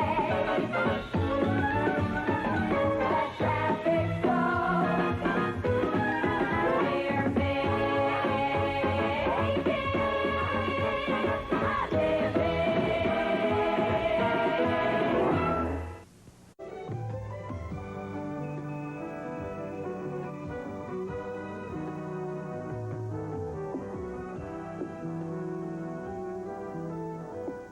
You, babe. Hey, you chicks, I want to put your work away for a sec. I got something important to talk about. What? Me. Pass. Come on, I need your help. You see, I got this situation that's a little unusual, and I'm not quite sure how to handle it. You see, I got this date. That is unusual. Funny. Look, this girl is special. I mean, she's different from all the girls I usually go out with. She's going out with you for free? Please, she's real refined and cultured. I mean, the broad's got class. And I want to make a good impression, so I need you to tell me what it is about me that might turn a girl up. Sonny, we only have a half hour. Not enough time. Hey, if I'm going to make changes, I got to start somewhere. Come on, just a few examples. Okay. First of all, you're crude. I'm frank. And you're cheap. I'd say frugal. You're completely wrapped up in yourself. Can you blame me? And the minute you meet a girl, you want to get her into bed. You're right. You know, when you think about it, what's not to like? Listen, we have to set up Dot Station. She just called and said she's running late. She had an audition for a floor wax commercial. Did she get it? No. They said that when she was mopping, she didn't seem to care enough about the condition of her floor. It's hard to have deep feelings about linoleum. Anyway, Nancy hates it when Dot's late, and especially when it's because of an audition. We won't tell her. We'll make up something like we always do. Yeah, but I hate that. I'm not as good at lying as you are. Good evening, ladies. And Cassie. Hi, Nancy. Oh, hi, Miss Phoebe. Where's Dot? Nancy, is that a new dress? Why, yes. I really like it. It's very flattering. It makes you look so youthful. I mean, not that you don't always look youthful, because when it comes to youth, you're full of it. And so are you. Where's Dot? Oh, she lost her car keys. August Carter. Another audition. Nancy, we'll set up her station for her. Please. Why are you and Jan always making up excuses for that girl? Because Jan makes me and Cassie doesn't want to. Well, I've had it. I doubt it. Nancy, I'm sorry I'm late. Ah, the prodigal waitress returns. Nancy, I wanted to call, but the paramedic said I shouldn't move. Spare me the details. Dot, I'm not an unfeeling woman. I know what acting means to you. I just don't care. Now get to work. Boy, what a lousy day. Dot, don't let losing that commercial get you down. It's been 4 in a month. Don't know what happened. When I first came to LA, I had a couple of roles right away. Figured I'd start at the bottom and shoot right to the top. Instead, I just stayed at the bottom and sort of spread out. Well, you're just in a slump right now, that's all. Oh, yeah? Today I wasn't good enough for Mop and Shine. Do you know what it's like to be rejected by a floor wax? Well, I mean, it isn't just a floor wax. It also cleans.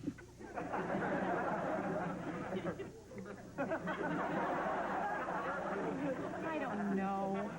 Maybe I should give it up. I mean, what am I asking for? I don't care if I'm ever rich or famous. I just want to do what I like and do best. What makes me feel important, like I'm giving something to other people. That's why I date.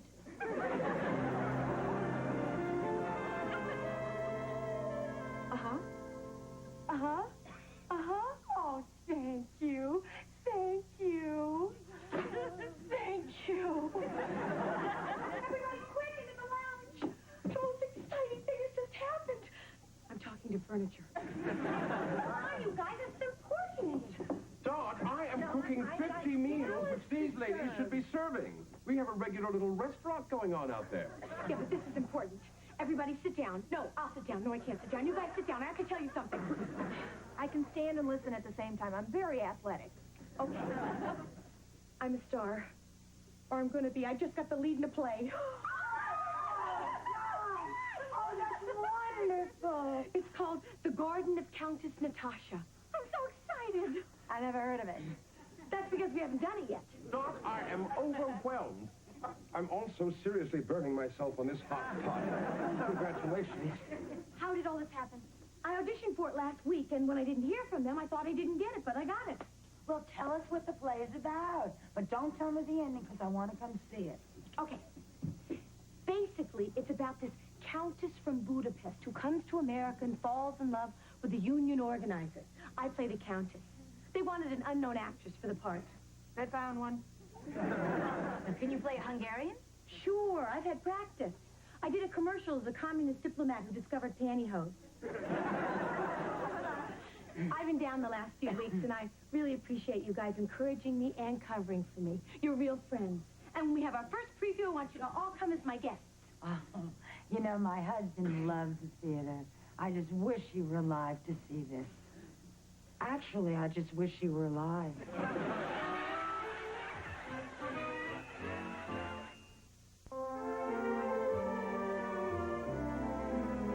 Hi. Listen, I'm sorry I couldn't keep up, but these new pumps are just killing me. Oh. Oh. Aren't they the most beautiful things you've ever seen in your life? I just love them. Does anybody have a Band-Aid?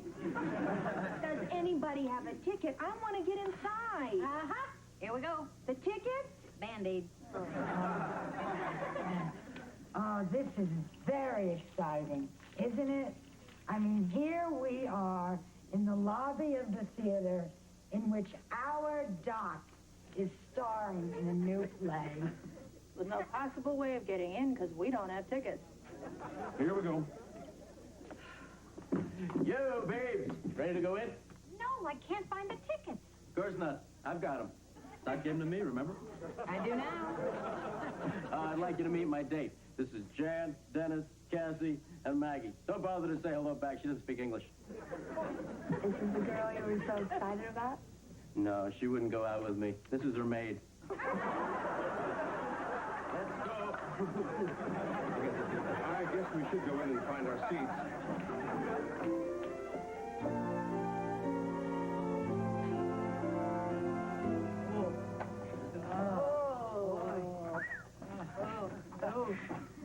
Whoa. Oy. Oy.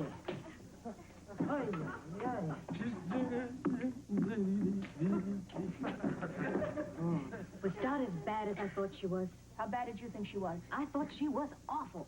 She never got that good. I couldn't even understand her accent. Which one? She had 3 of them. The play was really very good.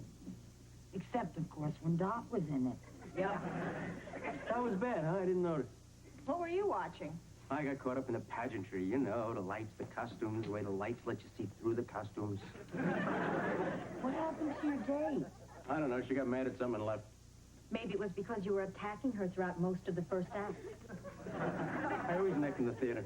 That's at the movies. You don't neck during a play. No wonder the theater's dying. Listen, you guys, Dot's going to be out here any minute. Now, what are we going to say to her? Well, I've been to many productions with friends in them, and there is really only one proper way of handling situations like this. Good night. Hey, wait up. I'll give you a lift. Why, thank you, Sonny. That's very generous of you. No problem. Got any cash on you? I'm out of gas. Well, it's not going to be easy, but we'll have to tell her the truth. Yep, we're her friends. We gotta be honest with her. Hi. Oh, hi. Oh, I'm so glad you were here. I have to admit I was a little nervous because, let's face it, I am kind of young for the part. And it is an offbeat interpretation, but the director believed in me and let me go for it. And tonight I think I really came through for him. I feel great. So what did you think? What did we think? What could we think? We thought you were great. Really? Oh, fabulous. Oh, yeah. Huh. Jane Fonda, look out.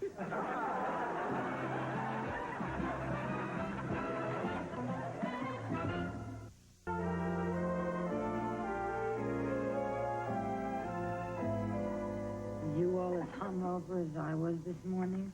It wasn't easy spending the evening telling Dad how good she was. You know, after 2 or 3 pina coladas, I actually began to believe it. Yo, babe. Hi. Hello, ladies. Oh, Dennis, how'd it go with Mildred? I spent the night at Sonny's. Mildred wouldn't let me in. Not only that, but she sicked her dog on us. What a coward. She'd come out of the house. I think we could have taken her. Dennis, are you going to be all right? Oh, yes, I'll make it through the day. Fortunately, I was able to pick up a change of clothes off the lawn. Dennis, Nancy? problems? Mildred.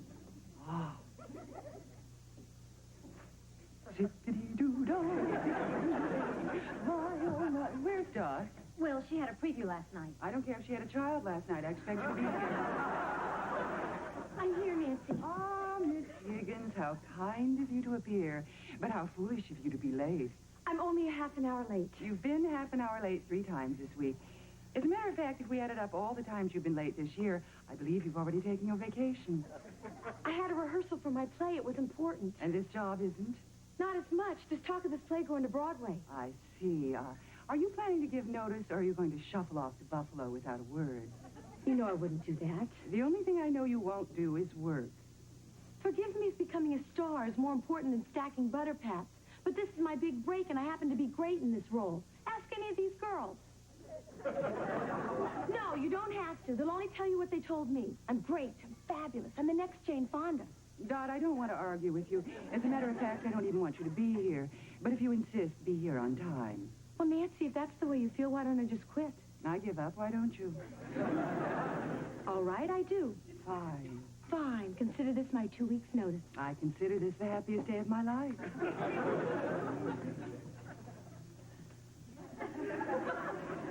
We never should have lied. If we're going to be her friends, we better go in there and tell her the truth. Couldn't we just stop being her friends? No. Okay, who wants to go tell her? Well, I'll do it. Oh, no. We really ought to break it to her gently. Be gentle. Cassie, you once broke up with a guy by telling him he ought to have a sex change. You say tomato, and I say tomato. You like potato, and I like potato. Potato, potato, tomato, tomato. Let's call the whole thing. Hi, guys. Hi. You upset, huh? You're worried about me? Panicked. Look, I'm going to miss you guys, but this was bound to happen sooner or later. Do you think maybe it happened a little too soon? Are you kidding? The timing is perfect. I just found out they're going to have the opening night party here. I'm going to walk out of this restaurant an unemployed waitress and come back a star. Dot, we've been thinking. This play may change your life, but not the way you want it to. What do you mean? Well, we kind of got carried away the other night, and you just might not be as great as we all thought you were. I know I wouldn't be perfect. There's always room for improvement. The director has some... Gotcha, stunk. What? You weren't any good in the play. But you said that I was... Forget what I said. Hear what I'm saying. You were bad. Wait a minute. Girls, girls, girls. I see what you're trying to do. You're telling me I'm no good, even though you know I am because you're trying to protect me. You're afraid I might choke opening night and blow the play. No, Dot, you really stunk. Do you expect me to believe that? Hey, you're wonderful, caring people, but believe me, I'll be fine. And I love you for what you're trying to do. You're really beautiful. Boy, she really took that well.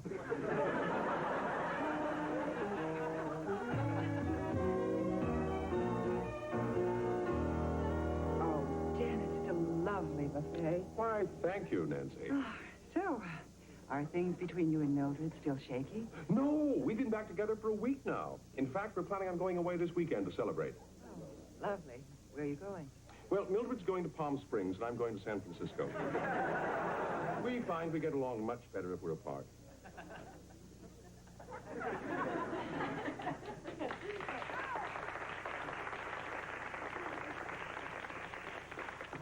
So how'd it go tonight? Really terrific. Have the reviews come in yet? No, Sonny went out to get the papers. Well, we had a couple of critics there. We heard through the grapevine that the reviews are good. I'm starving. Can you beat that? The reviews are going to be good. Well, I love the play. Except for Dot. Maybe we were wrong, or maybe she got better. How could she get any worse? Hey, get your papers. Okay, I got Great. the papers you want. The Time, the Examiner, the Sun, and the Erotic Press. Sonny, they don't have theater reviews in that one. Oh, yeah? Well, I'll just put it over here in my piano bench. Okay, everybody, let's have it. Don't you want to read them? Oh, I'm too nervous. You read them for me. They loved the play. Well-written, beautiful sets. Boy, they really liked this. Here's the part about you. Dot Higgins, who was so delightful as Kim in last season's production of Bye Bye Birdie, is totally out of her element as Countess Natasha. Wait a minute. It's not the only review. I've got one right here. Okay. Miss Higgins, who plays Countess Natasha, demonstrates her versatility as an actress by not only using a Hungarian accent, but also German, Swedish, and French, often within the confines of a single speech. Well, wait till you hear this. The Garden of Countess Natasha is going to Broadway. But to get there, it will have to... weed out Dot Higgins. I think I've heard enough. Oh, if you'll excuse me, the producer wants to see me. Poor Dot. I really hope we were wrong. Look, the producer's probably telling her not to pay any attention to the reviews and everything's going to be okay. Yeah, I guess it's a big ixnay on the old up day. I thought she was great. Especially the scene where the other girl comes in the old-fashioned underwear.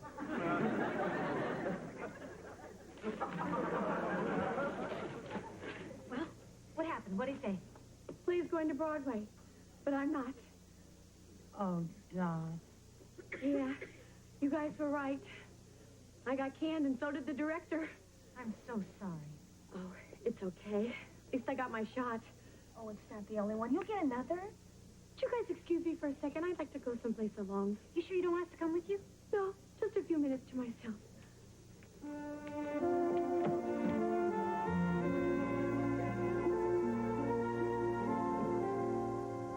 Dot, Nancy, if you came in here to gloat, why don't you just give it a few ha-has and go? I don't gloat and I don't ha-ha. I just thought I might talk to you for a minute. Well, I'm not in the mood for any words of wisdom right now. Dot, did it ever occur to you that since I'm a few years older than you, it's just possible I might have something to say worth listening to? Forgive me, Nancy, but I don't know what you could say that would make me feel any better. You don't know what it is to have a dream and see it so close to coming true. Don't I? Do you think I was born with a reservation book in my hand? I had a dream.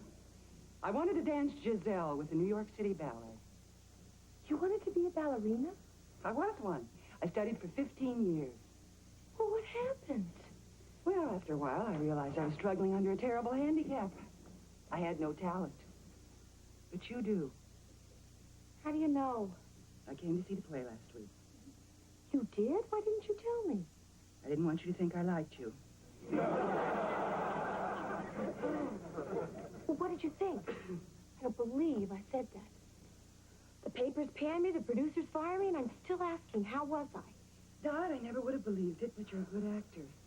You just weren't right for this role. I thought I could make it work. Well, you were wrong. You know, wanting something doesn't make you good at it. Now, isn't it time you got some common sense and stopped getting carried away? What do you mean? Well, like thinking one part could make you a star, or quitting a job that you really need. Did I quit? I thought you fired me.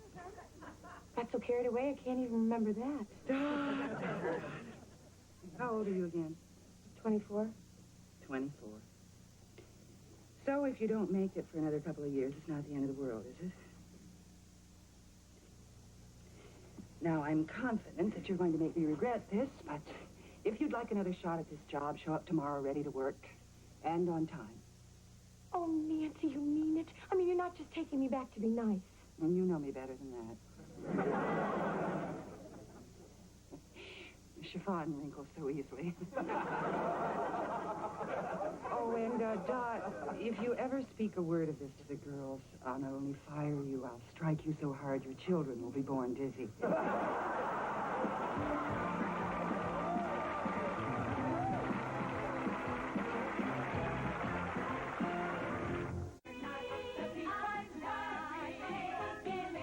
Stay tuned for Carol Burnett, right here on Super 18, Wisconsin's Super Station.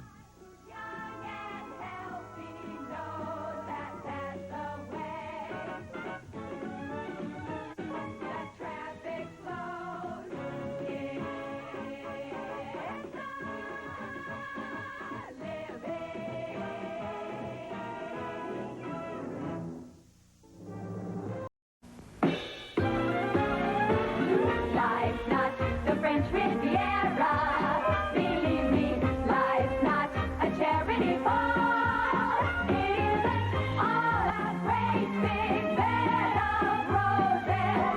It's not like showbiz, but the main thing I suppose is our life. Believe me, we know we're doing fine. Can we maybe less than wealthy? But we're young and healthy. And anyone who's young and healthy knows that that's the way. The traffic flows. We're making a living.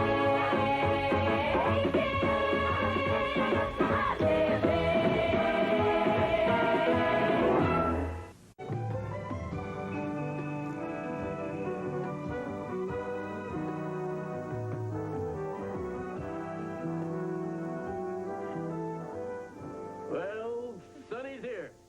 Thanks for the warning. Well, where's Nancy? She told me to come in early for a meeting. Not here yet. Oh, that's a fine kettle of fish.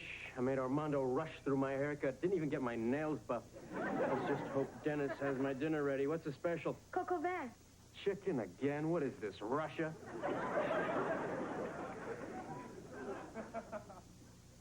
Hi, Maggie.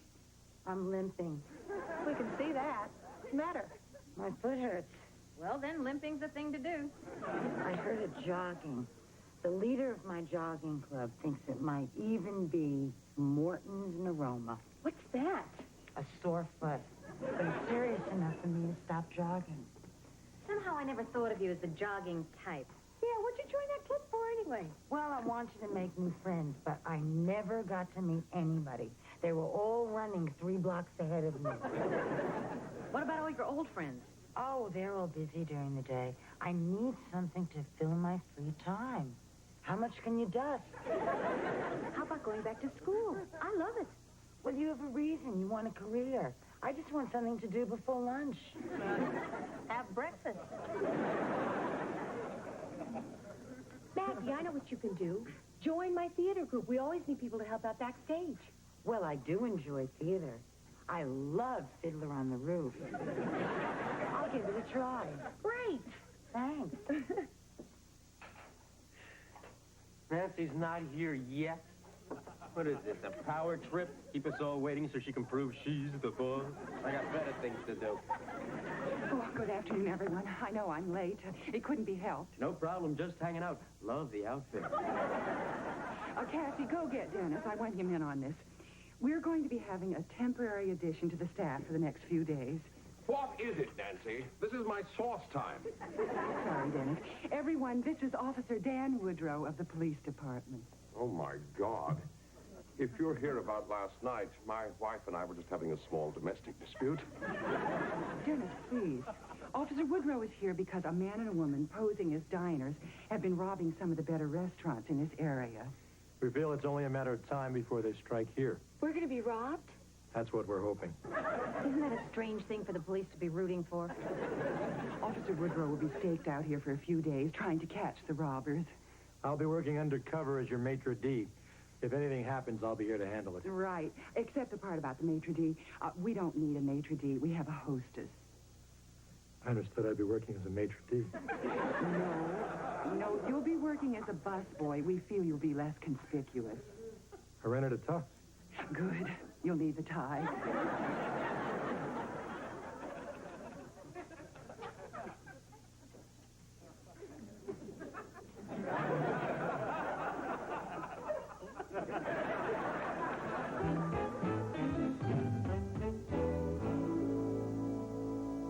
What did he say? Said he was busy. Well, for how long? I don't know. Well, what was he doing? He was looking at something. Well, did he look like he was almost finished? Would you like to come in for a minute? Were we bothering you? Mm-hmm. Sorry. Mr. O'Neill, this is my friend, Maggie McBurney. Maggie, this is our director, Guthrie O'Neill. And who are you? I'm Dot Higgins. I'm with the company. I auditioned for Blanche Dubois in Streetcar Named Desire. Oh, yes. You didn't get it. I'm going to give you a part of Stella instead. Now, granted, it's not as big a part, but it's earthy. You can play earthy, can't you? Oh, sure, I can play everything. I can play anything. Except Blanche Dubois. Right. Mr. O'Neill, Maggie here would like to join our theater group. How'd you like to be my assistant? Your assistant? Yeah, take my notes, make my appointments, keep my office tidy, you know, do all of that. For free, of course. I don't know what to say. Well, you'll have to get over that. There's telephone work as well. If you want the job, be here tomorrow morning at 10.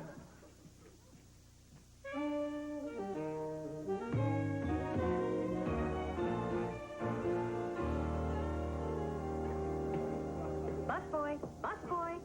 You talking to me? Yeah, You can call me by my name. I didn't want to blow your cover. You're right. Most criminals panic when they hear the name Dan. Right. So, how's it going? You know, last month I staked out a bank. I was a vice president. I got to wear a suit. I had a nice desk. I mean, does anybody look suspicious?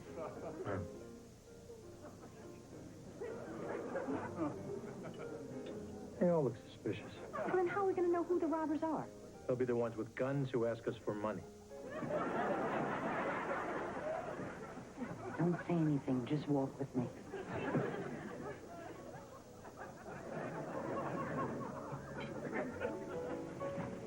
Thank you. This is where I get off. Maggie, where have you been? Oh, I was working at the theater, and then Guthrie and I went for tea. You're an hour and a half late. Where'd you go, London? Sorry, I completely lost track of the time. You must really be hot for this guy. I am not. Come on, Maggie, you've changed since you started working for Guthrie. Says who? We've seen the way you light up when you talk about him. I don't light up. I only lit up over Joseph. Joseph, God rest his soul, has been gone over a year. It's okay. Dennis, if you were my husband and you were dead, how would you feel? Well, that would depend. I wouldn't expect you to live your life alone. On the other hand, I would expect a suitable period of mourning. It's been almost 2 years. I could rest easily with that. So, is he interested in you? Oh, I haven't even thought about it. I was having fun all by myself. Well, he asked you out to tea. Oh, that wasn't a date. That was theater business. We sat at the counter. Maybe he needs a little encouragement. You mean like shorter skirts? No, just let him know you're available. Be friendly. Then if he's interested, he'll ask you out. And what if that doesn't work? And wear a sign that says, come and get it.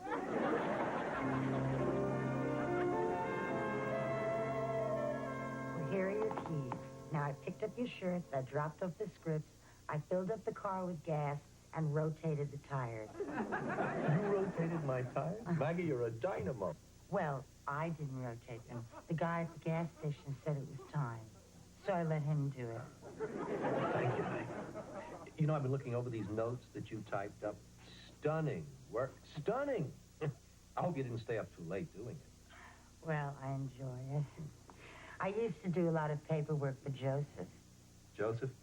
my late husband. Oh, yes. He's been gone almost 2 years now. Mm-hmm. And even though I still feel the loss, I really think that I'm ready to start living my life again. You are. Oh, I know how you feel. I lost 4 wives. You poor man. Well, they didn't die. They divorced me. It's not easy living with an artist. Joseph was a salesman. Are they hard to live with? Well, I don't know. I never lived with any others. It's a very attractive shirt you're wearing. It brings out the brown in your eyes. Good. So, I guess I'll walk on out to my car now. Oh, would you like me to walk you out? Oh, no. Well, you know, if you're going out anyway. Well, I'm not. Well, no. Maggie, would you go out on a date with me? Now? No. I mean, ever. I'd have to think about it. Okay. Yes. Wonderful. When? Well, I get Mondays off. Monday, then. Well, I'll see you Mm-hmm. tomorrow. I mean, because we'll be working.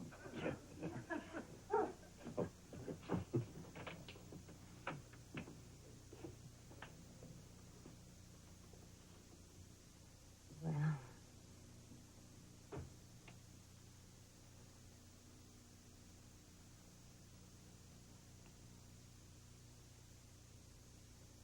I couldn't resist.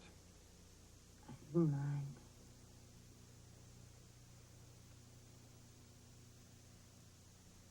But that's as far as you get on Monday, too.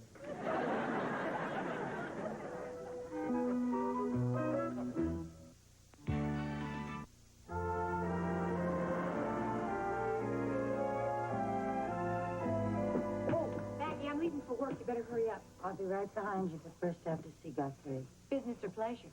Oh. So how's it been going? Well, these last couple of weeks have been pretty wonderful. I figured I'd start dating again, but who would have thought the first guy I met would turn out to be so great? Oh, I guess you lucked out, thanks to me. Oh, he's so talented and creative, but he has awful penmanship. Do you know I can barely make out these notes from rehearsal? My rehearsal? Mm-hmm. Well, what do you think? Well, generally he's very pleased. What do you say about me?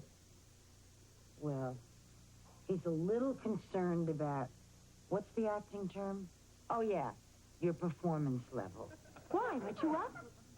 He said you're hysterical. Hysterical? Me? Hysterical? Stop, relax. I'm sure with more rehearsal you'll calm down. And your acting won't be so immature. He said I'm immature. Well, actually, that was my note. Maggie, you're not the director. I'm a friend. Fine. I'll see you at work. Hysterical and immature. I don't know why I even bother acting. I might as well just kill myself. Hi, Guthrie. How's my favorite assistant? Lace. What do you want to see me about? Because I have to get to work. So soon? I was hoping we'd have a few minutes to talk. And Nick. Oh, that sounds like fun, but I really have to hurry or I'll be late again. You know, these last 2 weeks have been just great. They sure have. I think I'm falling in love with you. You are? You've changed my life. No. I just tidied it up a little. I think about you all the time. I want to be with you every minute. How about after work? You're always so tired. You know, I think they're working you too hard. I thought maybe we could go out to dinner, and then we could go back to your place, and I'd open a bottle of wine, and we could cuddle in front of a roaring fire. Do you really have to go? Where?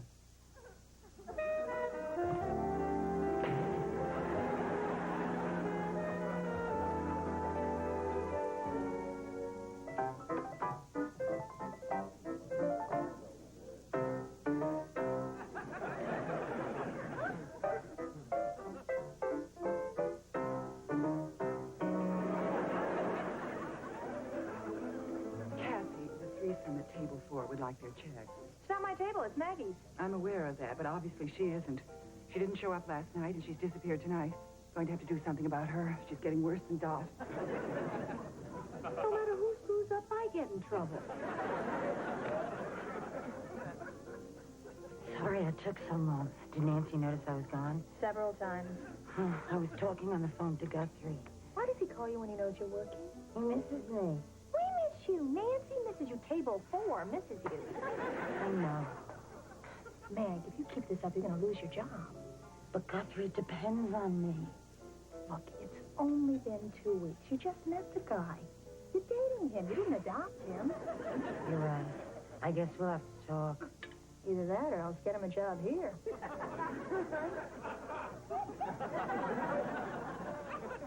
Dan.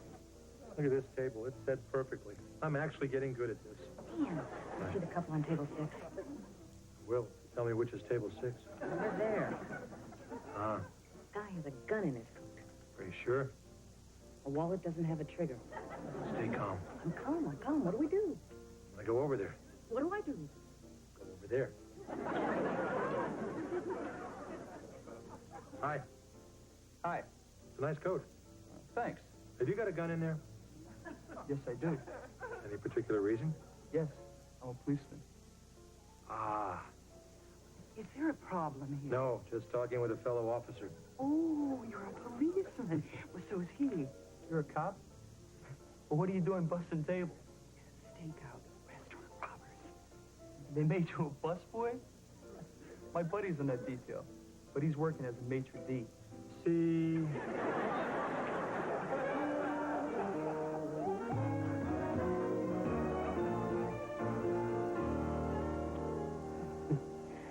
That was nice. You're telling me. Let's do it again. Guthrie. Now that we've said hello, there's something that I want to talk to you about. Well, what is it? I'm having a problem with the amount of time we're spending together. What with work and all. So am I. Oh, well, then you'll understand that we'll have to see less of each other. No. I need more of you. More? Maggie. Maggie, I think we ought to get married. You want me to be one of your wives? Well, the other ones are gone. You'd have the job all to yourself. Why do you want to marry me? Why not? We're a perfect match. You're good at taking care of me. And let's face it, I'm a man who needs taking care of. That's a reason to get married. It's reason enough for me. Couldn't we just cut back a little and still see each other? No, it's too distracting. You see, my career takes up a lot of time. If we were married, you'd always be there. I am just not ready for marriage.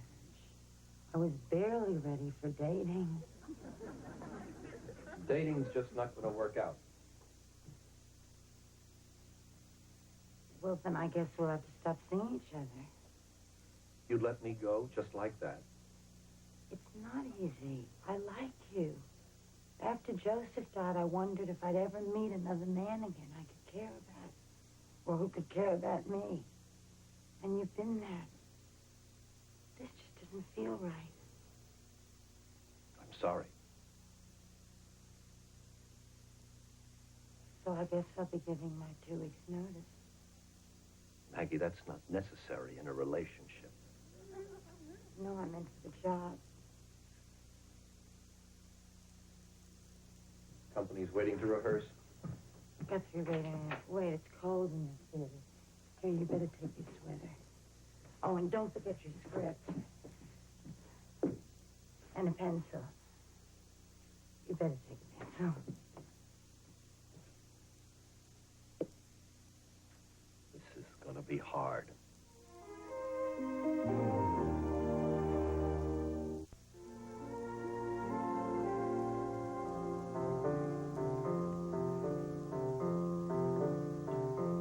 Happy trails to you till we meet again. Thank you. Good night. Are you leaving already? Yep. Time for the old Samantha to head into the sunset. The sun set 6 hours ago. I know, it's just an expression. I loved your music. Oh, thank you, Mama. You know what I'd love even more? I'd give my firstborn child to find out. I'd love for you to stay very calm because this is a holdup. Don't shoot, I'm a bleeder. Nobody's going to get hurt if you're smart. Hey, those are my tips. Can't be more than $30 there. I'll show you where the cash register is. It's loaded with money. Okay? Why don't you just get up slowly and take me to it? Okay, it's behind the bar. The hostess has the key, but she's feisty. We may have to rough her up. Sonny, where are you going? Hold up. Robbers. Oh, no. Let's just step over here and open the register. All right, get him up. I'm a policeman. You get him up. I'm her partner. Give him the money. You're joking. Oh, I'm surrendering. You heard the policeman. Give him the money. Just stay right where you are, ladies. Oh, my God. Dan, aren't you going to stop him? I thought I'd rather live. For protection, you were. I'm glad I made you a busboy. You don't have the spunk to be a maitre d'. You all, if you'll just stay where you are for 10 minutes. Excuse me. You aren't planning on using the elevators, are you?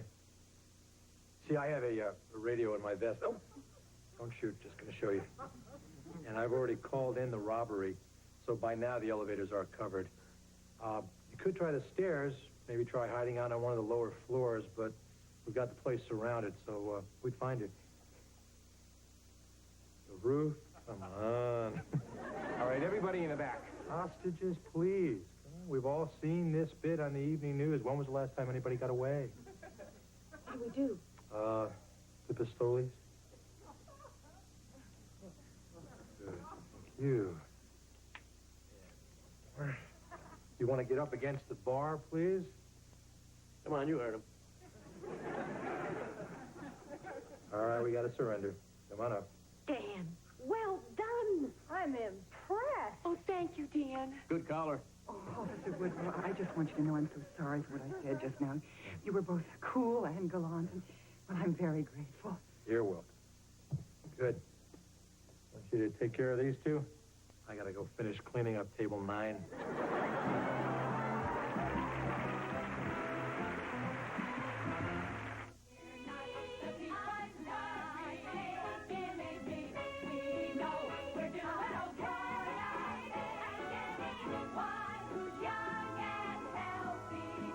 Stay tuned for Carol Burnett, right here on Super 18, Wisconsin's Superstation.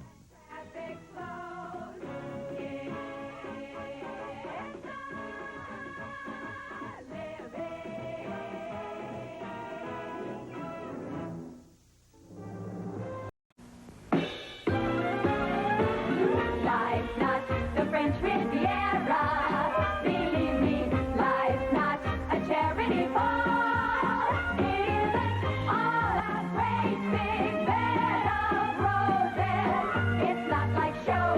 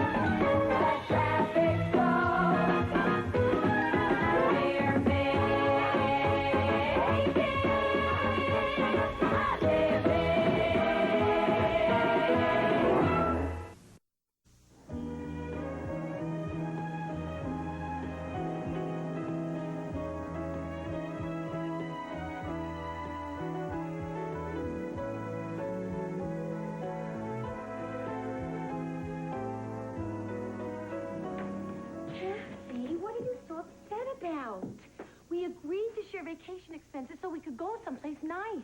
And all you could come up with was your brother's trailer in Seattle and watching your sister grow corn in Nebraska. Hi, Dennis. Mm-hmm. Hi, Dennis. Yeah. Kathy, I know, it sounds boring, right? But my father always says you can have a good time anywhere if you bring the right attitude. They ought to paint that on the walls of San Quentin. Well, what did you expect with the money we saved? I wanted to go someplace where we could lie by a pool and meet some single men. My brother's divorced. He is? Yeah, and he has a pool. He does? Uh-huh. All we have to do is blow it up. I'll handle the vacation. Oh, Maggie, you look awful. I've been pushing a Buick for 15 blocks. Oh. Hi. It's a good thing I drove by. Otherwise, you never would have gotten that thing started. Well, I did everything I could think of. I mean, I pumped the gas pedal, I jiggled the key, I opened the hood, and I cried. What's wrong with your car? Oh, everything. You know, I just don't understand it. Until a year ago when my husband died, everything was fine. Do you know that I think that car blames me for his death? Good evening, ladies. Oh, hi, Miss Hi, Nancy. Nancy. Say, why don't we all dress up and play waitress? That sounds like fun. Cassie, in spite of the rules, did you give that gentleman at table 10 your phone number last evening? No, he guessed it. Maggie, you're late. Well, you see, Miss Beebe, my car broke down, Please, and I've heard them all. You know, Maggie, when you first started working here, I had such high hopes for you. Never late, never talked back. You were grateful to be working here. Now you're just one of them. Nancy, we'll be right out. I was counting on that. Yeah, I'll be about 15, 20 minutes. Make it 5. 10. 7. Right. 7. 10. By the way, Maggie, we're rather heavily booked tonight, so I want you all to be on your toes. And Dennis, the Wonder Chef, is in a bad mood. So the special of the day is nothing. Come on, Jean, hurry up.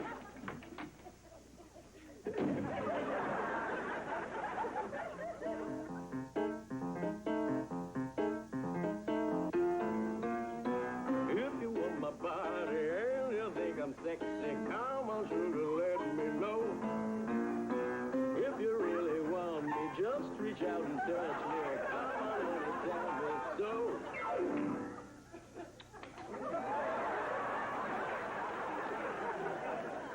Thank you.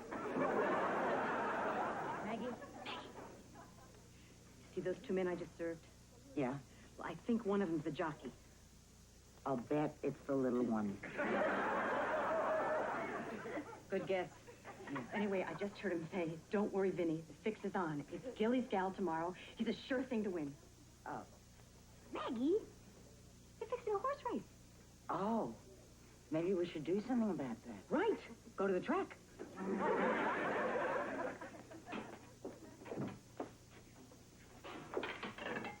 Jan, wouldn't we be doing something illegal if we bet on that horse? No, they're doing illegal. We were doing winning. This kind of thing happens all the time. We were just lucky enough to hear about it. Oh, really? You see, I just don't know anything about horse racing. It's like getting a tip on the stock market. Suppose you hear 2 companies are merging. What would you do? I don't know. Forget the stock market. I know about the track. I used to go with my ex-husband all the time. We never got a tip like this. Really? You got a tip, huh? Better than a tip. It's a sure thing. Forget it. There's no such thing as a sure thing. I got a tip on a sure thing once, and I wagered a small fortune. When the horse entered the stretch, he was so far ahead the jockey was waving airline tickets at his girlfriend. But just as he got to the finish, the horse had a heart attack and dropped stone cold dead. 14 of us ran out on the track and tried to drag the carcass across the finish line. Nothing is a sure thing. Dan, he makes a very important point. I'm telling you, bet everything you got on this horse. Dan, all I have is $30 in my checking account, and I need that to have my car fixed. You ever hear the expression, opportunity knocking on your door? Yeah. Well, this is opportunity kicking down the door. It's just going to give us a few extra bucks to help you send your son through college and help me straighten my daughter's teeth. Oh, don't you see? This is God's way of saying that he's sorry for all the dirty tricks he's pulled on us up till now. I just don't know. I know I'm right. You know what the difference is between rich people like the Rockefellers and working people like us? I don't know. Tell me. Never mind.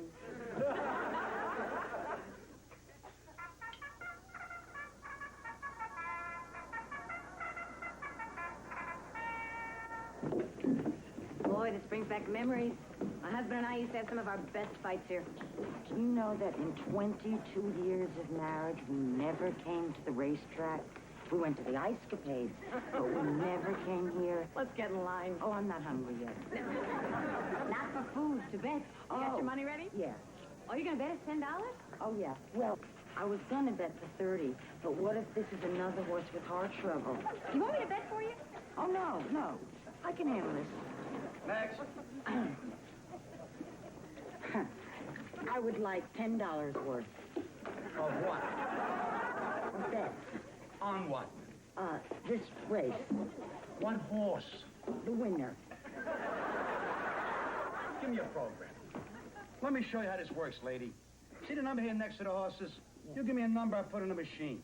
You tell me how much you want to bet, I put that in the machine. Then you pay me the money. I press a button, I give you a ticket, now you got a bet. And everyone waiting in line behind you, now they can bet. Well, you don't have to get so hostile. I'm sorry, I lost my head. Now, I think that horse number 2 is going to win, and I'm willing to put $10 on that. That certainly was well worth waiting for. Thank you. Next. Are you with her? Yes, but it's not my fault. $100 on number 2 to win. Thank you. Did you find him an unpleasant man? Someone must have annoyed him. Well, I don't know why he took it out on me. Hey, babe, who do you like? Not you. That man just tried to pick me up. No, he was just being friendly. People at the track like to talk about the horses. Yeah? Yeah, he just want to know which one you bet. Oh. See, it's all part of the fun. He wasn't trying to insult you. I see. Oh, look, sir. Sir, oh, listen, I'm really sorry. It's just that this is my first time at the track. That's okay. Yeah. So who do you like? Number 2. Number 2. No. He's a dog. I mean, that horse could scratch behind his ear with his post. There's no way he's going to win, especially not today. Well, why not? Because it rained this morning. Why, does he have a cold? No. He hates to run when the track is wet. See, the only horse to bet is number 9. Really? Jan, have you been listening to this man? Just tell me, is what he's saying true? Could be. What are you going to do, change your bet? The flag is up, and they're up. Number 6 actress breaks in front with Wednesday Bingo and Bold Pagan. I want to change my bet. The race already started. No, but nobody won yet, so I want to change my bet. Oh, so you want to change your bet? Right, I want to. Wait a minute. Anyone else out there want to change their bet? No, I think I'm the only one. Okay, how about if I just cross out number 2 on my ticket and I just write in number 1? I'm about to get out of here. Fine. The winner is number 2, Gilly's Gal by $1,000?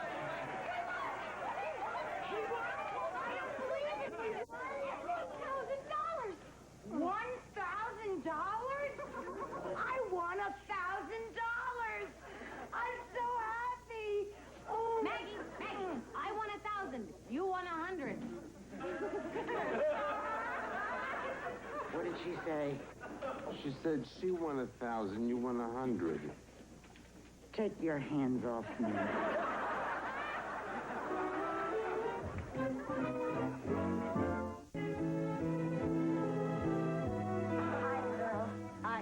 Listen, I got you a little something for being so nice to me since I came to work here.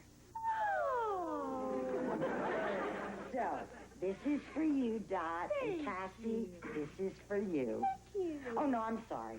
This is for Dot, and this is for you. Thank you. Oh, now if you don't like them, I can always take them back. You just did. No, I mean, to the store, you know, I don't know your taste in these things. Well, if I could see it, I'd probably be able to let you know. Oh, okay. But just don't feel embarrassed to say that you don't like them, okay? Okay. Okay. Because I think they're kind of special, and I really wanted to surprise you. But if you don't like them, okay. I mean, it's the thought that counts, right? Great, I can't wait to see what it is. Oh, they're silk scarves. Yours is green, and Cassie, yours is red. Beautiful, I love it. Oh, Maggie, you shouldn't have done this. You can't afford it. Yes, I can. You see, Jan was talking to some jockey at dinner last night at the table who told her about this horse that was a sure thing. So we bet on it, and I won $100. What? Why don't you let me in on it? Oh, I didn't know you'd be interested. Did you hear me take a vow of poverty? Hiya. Hi, Snake. Why, Snake? What'd I do? Cassie's just a little upset because we didn't tell her about the tip. Oh, I'm sorry. I guess I got so excited I forgot. Oh, I'd get excited, too, if I could win $100. Oh, Jan didn't win $100. She won. Maggie! It's not important how much I won. How much did you win? Roughly, What? $1,000. She won $1,000. You win $1,000 and you don't even buy us a crummy scarf? I'm sorry. I'm sorry. No, I'm glad you didn't tell me. I don't want to hear about gambling. You want to hear about gambling? I'll tell you about gambling. My father was a gambler. Sure, if he won, he bought his presents. But if he lost, he'd hawk them. Every time the racing season came around, I had to hide my bike. To this day, I don't believe our dog ran away. Well, we certainly made them happy. I gave them scarves.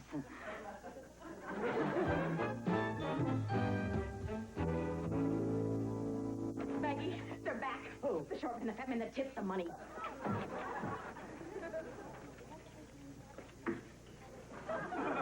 Maggie? Don't let them see you listening. Do you suppose they're going to fix another race? I don't think they're dating. I just cannot believe this is happening. It's like fate telling me to go for the gusto. Look out, Nancy. Oh, are you enjoying your meal? Well, I'd like to. Oh, good, I'm glad. I don't believe it. They're at Dot's table. You heard her about gambling. You know how she feels about it. She's liable to do something crazy and blow this whole thing. Don't worry, I'll handle Dot. Dot, you look tired. Why don't you let us take care of table 5? I feel fine. I don't feel tired. Dot, are you going to go by how you feel? All right. What's up? Jan, I think we better tell her the truth. Maggie. Well, she's our friend. Okay. Dot, Jan is very much in love with one of the men at that table. I don't think I believe that. Those are the 2 guys that I heard fixing the race. Are you enjoying your meal? Well, I would like... good, I'm glad. Okay, you can have the table, but if you want my opinion, I guess not. Hey, Sonny's back from his break. I got rhythm, I got music, I got my gal who can ask for anything more. I got daisies in green pastures, I got my gal. Okay, thanks a lot. Hope you enjoyed the show. Understand? We're counting on you in the 7th race. Don't worry. So what's it gonna be? Number 4. You sure? I like it. Okay, we'll order number 4, the Chablis. So much for the wine. What about the race tomorrow? Number 5 is your winner.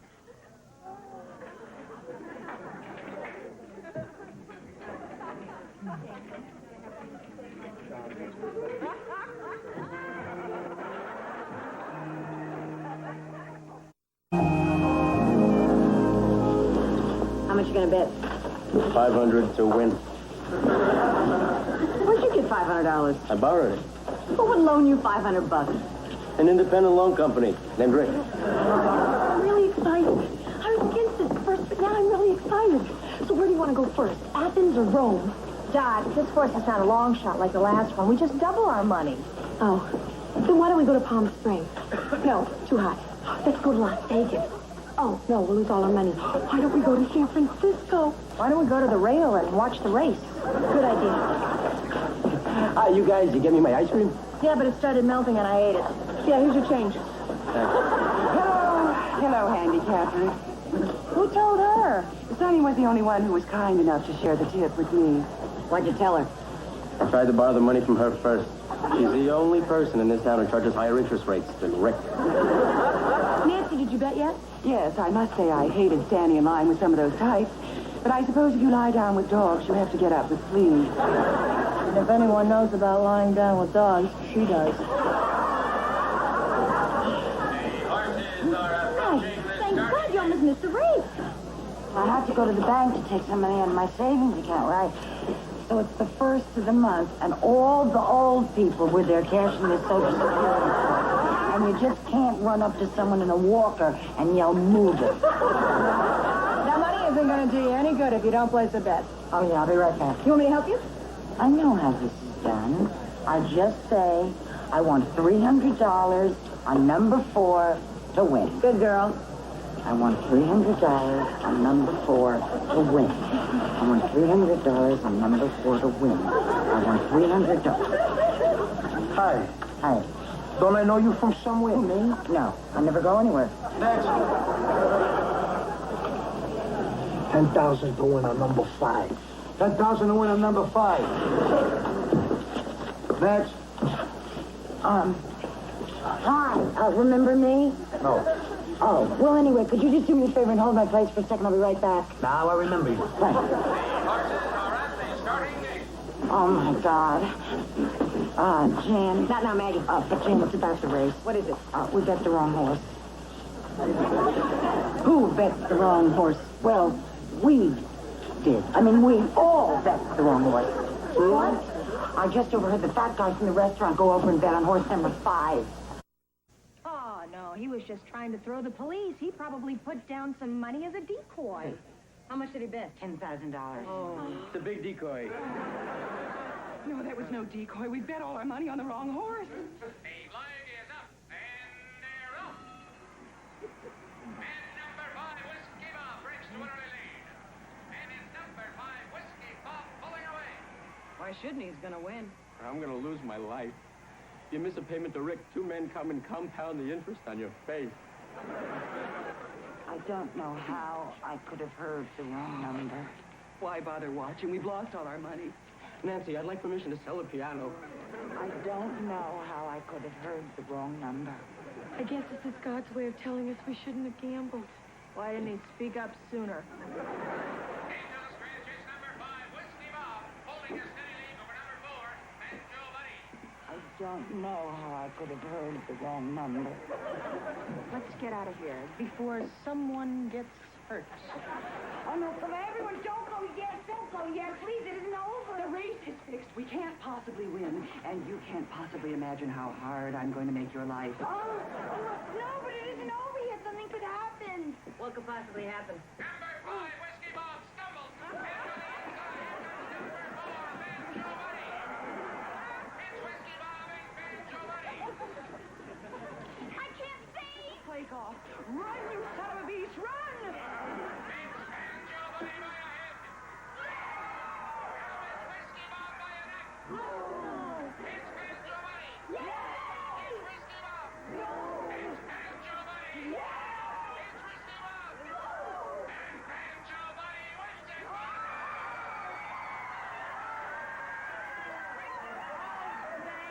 Thank you.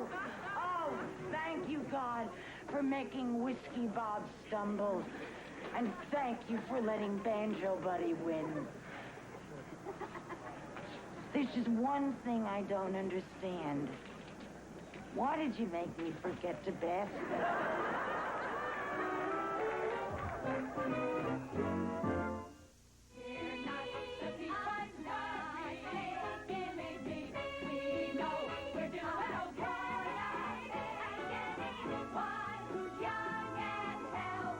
Stay tuned for Carol Burnett, right here on Super 18, Wisconsin's Superstation.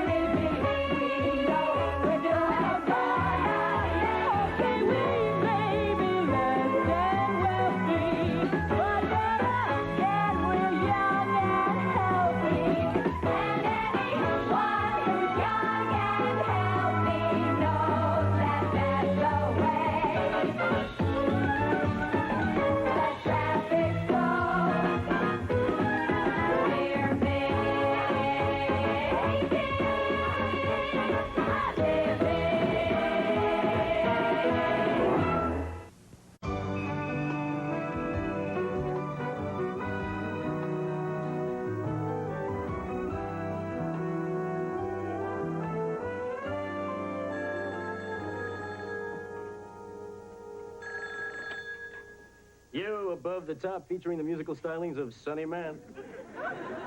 Now, wait a minute. It's for Dot. Sonny, she's not here. Dot's not here. Can I take a message? Doctor called. X-rays positive. Check in the hospital tomorrow. Right. Surgery first thing next morning. That it? Okay. I got rhythm, I got music, I got my gal who could ask for anything more. Sonny, What? what's all this about Dot and hospitals? Oh, some guy said he's Dr. Wilson, and then he said something about a deviated something and her having to have surgery. Must be your deviated septum. What's that, she can't have kids? It was her nose, doctor. How do you know? Because I went with her. I sat in the waiting room and listened to 45 people go, Her nasal passages are crooked and she can't breathe right. Oh, so that's why when she eats, she sounds like a train whistle. She's put off the operation for a year. Poor Dot. I hate operations. It's only a deviated septum. It's no big deal. How do you know? You ever had it done? Me? No, I never had anything wrong. I never get sick. Cassie, you called in sick last week. I call in sick, I just don't get sick. I never even had a cavity. You can eat ice cream on either side? Yep. I gotta see this. I have never seen a mouth that wasn't worth its weight in silver. Okay, get you cheap thrills. Perfect. That's amazing. Oh, hurry up, I'm next. Hi, guys. Oh, Dot, there was a phone call for you. From Bobby? No. Oh. Who's Bobby? Her boyfriend. Now shut up. What do you chicks do? Save up all your anger for me? Dot, what's the matter? Oh, my life has hit rock bottom. I lost the part in that commercial this afternoon. Then I went over to Bobby's house hoping he'd cheer me up. But he was busy cheering up one of my good friends from acting class. Oh, Dot, that's terrible. Wait till she finds out about the surgery. Oh, some clown named Wilson wants to hack up your nose. Doc, the doctor called. He said you have to check into the hospital tomorrow for surgery in a deviated septum. Aw, come on, Dot. It won't be that bad. Oh, the way my life's going, I'll probably come out looking like W.C. Fields. Hi. Aw, hi. Someone has visitors, Lord. Could you put a lid on that for a minute? Oh, for sure. Hi, I'm Dot's roommate, Cindy. Hi. Well, I'll leave you girls alone. You know, give you your own space. Cindy knows a lot about space. I think that's where she came from. How are you? I just heard Cindy do 40 courses of Kumbaya. That's how I am. Well, forget about her. We're here. And we know how to cheer you up. Boy, I haven't been in a hospital room since the night my husband died. Are you in a lot of pain? Emotionally, yes. Physically, no. The surgery's not till tomorrow. Dot, what are you getting, like a local anesthetic? Could we please just change the subject? I really don't want to talk about the operation. You want to hear about our convention of World War I veterans? How can you talk about World War I veterans when I'm having an operation on my nose? You won't need one in a minute. Dot, we brought you a little present. Now, it's not the most original gift in the world, but it's something we thought you'd like. Oh, a nightgown. A blue nightgown. I look great in blue. Bobby loved me in blue. I'm going to go to the lobby for a cigarette. You don't smoke. I'll learn. Oh, guys, I'm sorry. It's really pretty, and I appreciate it. Just in a real funk. I'm sorry. Dot, it's okay. You got a lot on your mind. Look, I'd be in a funk, too, if I'd just broken up with a guy I really cared for and my career was going down the tubes and somebody wanted to rearrange my nose and I'm doing a bad job, aren't I? Look, there's nothing you can do. There's nothing anyone can do. A visit from John Travolta wouldn't cheer me up. Well, it would. But he isn't gonna come. Maybe we shouldn't have. Oh, I'm really happy that you came. We can see that. Oh, and I really like the nightgown. I just think The best thing would be for me to be alone right now. I just need some time to myself. Okay, we'll call you tomorrow. And we'll exchange the nightgown. We'll get it in yellow. You look real ugly in yellow. Good luck, kiddo.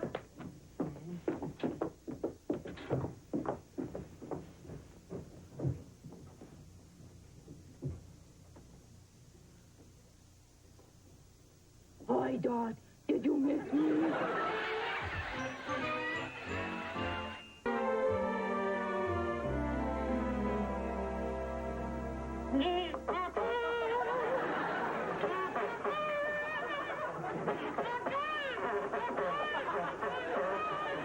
Hey, Sonny.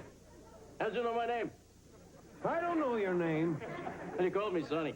I'm old, you fool. I call everybody Sonny. You got a room full of old men. So? So don't play taps. Hi. You ready to order? Yeah, I'll have the liver.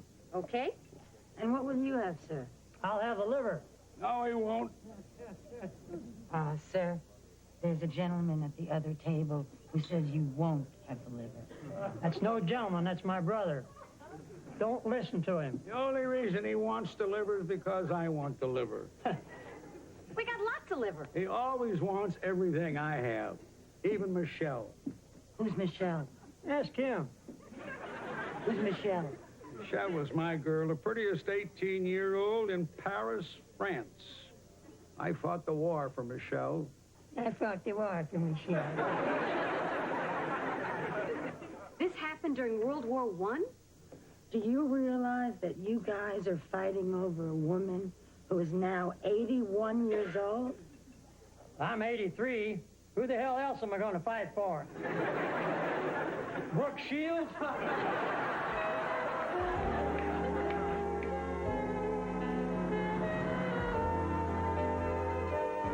Hey, how are ya? Miserable. Oh, I know it'll make you feel better. Let's play a game.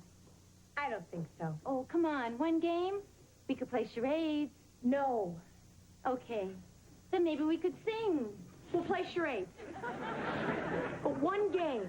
And as soon as you guess it, I get to go to sleep, right? Right, as soon as I guess it. Okay. A movie. Right. Bum, bum. Bum, bum. Dun, dun, dun, dun, dun, dun. I got it. Guess who's coming to dinner? One word. You're not supposed to talk.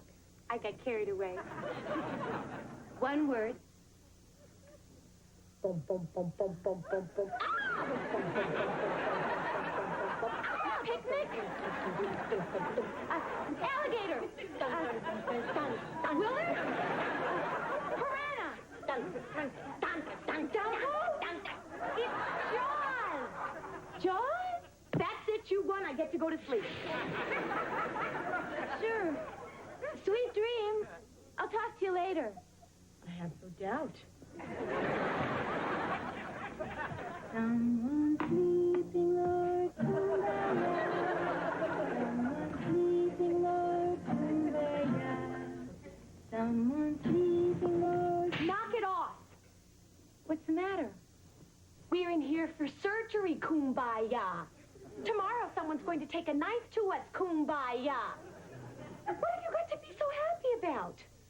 You have to be stuck in this crummy hospital, and you have to eat this crummy food, and you have to share a room with crummy me. So who are you kidding? Me, I guess. You said it. Look, if you want to run around like Tinkerbell, that's your business. But I have a lot of things on my mind, so just leave me alone. I'm sorry. Excuse me.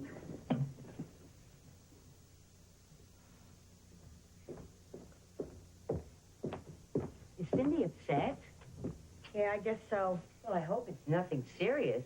We've been working very hard to keep her spirits up. Well, you've been doing a great job. Well, when you're having heart surgery, sometimes a positive attitude can make the difference between making it or not. Cindy's having a heart operation. A pretty serious one. Listen, when she comes back, maybe you can talk to her. I already did. Good.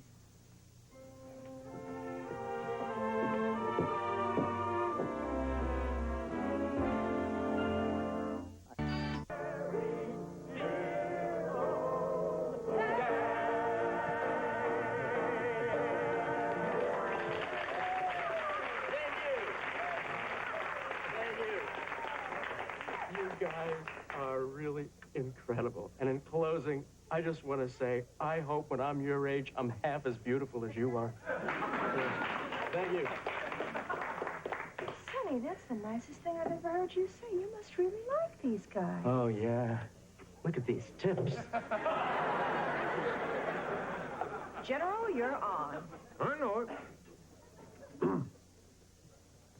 63 years ago, on a now-forgotten battlefield in France, whose name I've now forgotten, 2 men broke through enemy lines and brought help to our beleaguered company, saving all our lives. These 2 men are The Roundtree Brothers. the Roundtree brothers, Samuel and Louis. At the time, we wanted to give them something to show our appreciation, but we were all broke, so they got stiff. This year, however, we were able to squeeze a few bucks out of everybody. So, boys, here it is. And thanks for risking your lives so that the rest of us might live and get very old and be here tonight.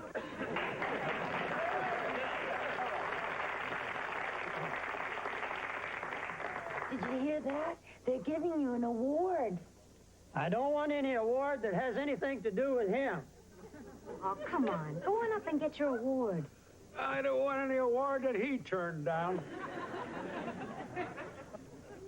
Hey, where are the Roundtree brothers? General, the Roundtree Brothers are gone. Oh, I see. Attention, men. I've just been informed by this big blonde number here that the Roundtree brothers have passed away. They didn't die. They just left. Oh. Boys, the Roundtree brothers are alive. The drinks are on me.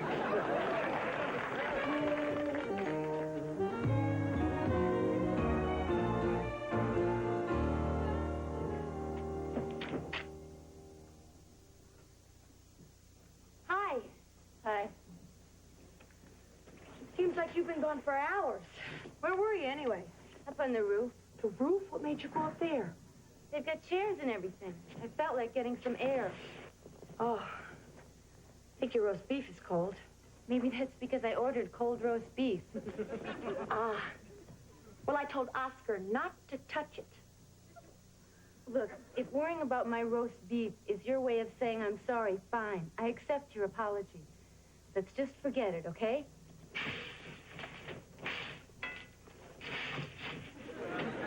No, it's not okay. It's more to it than that. You know, don't you? Yes. Cindy, I was so wrapped up in my own troubles. I didn't even bother to find out if yours was worse than mine. I'm really sorry. Look, I don't need your sympathy. You're not doing this for me. You just want me to cheer up so you'll feel better. You don't want to be mean to someone who might die. Well, I'm tired of doing things to make other people feel better, okay? So just leave me alone.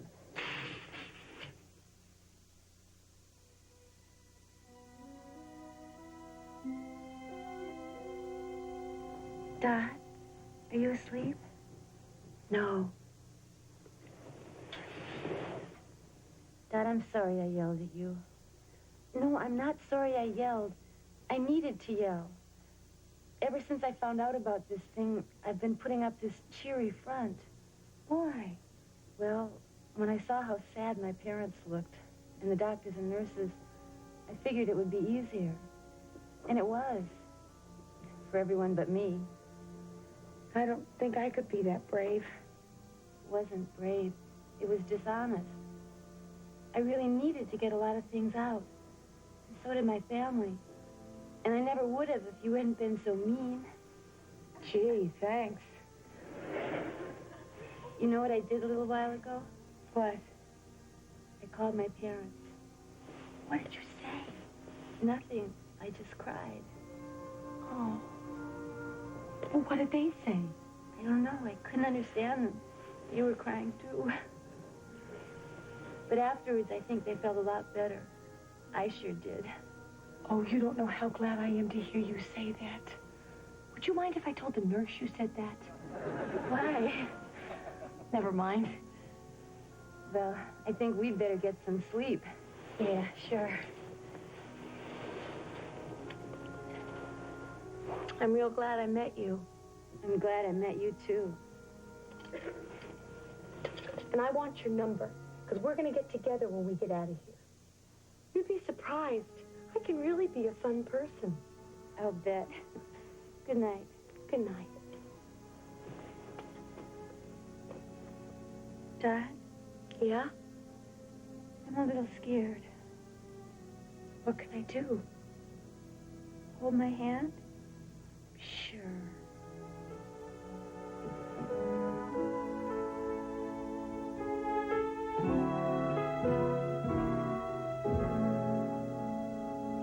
Hi, Nancy. Hi, Dennis. Any word on Doc? Doc? From the hospital. Oh, that's right. Miss Higgins hasn't been around much lately. She's having her nose operated on today. Doesn't anyone care? Of course. I called the hospital florist and sent her some flowers. However, they delivered them to a patient named Don Wiggins. Nice gentleman. He called to thank me. Cassie, any word on Doc? Maggie's calling now. I just spoke to the hospital. What'd they say? They told me she had an 8-pound baby boy. No wonder she couldn't breathe through her nose. Well, they got their files mixed up. They gave me a Riggins instead of a Higgins. But anyway, Doc's in surgery now, and we'll know more later. Mr. Roundtree, hello. Hello. Did you come to get your award? No, I just came by to see if my brother picked it up. Nope, he didn't. Well, send it to him then. He deserves it anyhow. We thought it was for both of you. Well, you see, when we were pinned down behind the enemy lines, I just wasn't about to go for help, and he volunteered for both of us. Of course, he's younger, and he's always been kind of crazy. Just couldn't live without that silly award, could you? I don't want it. What are you doing up here, then? Waiting to see if you'd come and get it. He said you deserved it more than him. He's right. Well, it was my idea to go for help, but he's the one that got us through the lines. Give it to him. Maybe you should share it. Share it with that snake who stole my Michelle? Guys, that was 63 years ago. Who cares? Michelle probably forgot both of you. Oh, come on, Louis. Michelle was my girl till he double-crossed me. Brothers are supposed to stick together. You did when it counted. That's right. If it weren't for the other, neither one of you would be alive today. And that's what the award is for, sticking together. Come on, you two. Here. Louis, how are we going to share this thing? I live in Pittsburgh and you're in Buffalo. Well, I got a hacksaw in my garage. Guess we could cut it in half. It's an awful small trophy. That's all right, Sammy. It's a good sharp saw. They fought over the same woman for 63 years. Can you imagine what it must feel like to have two men that crazy about you? Feels good.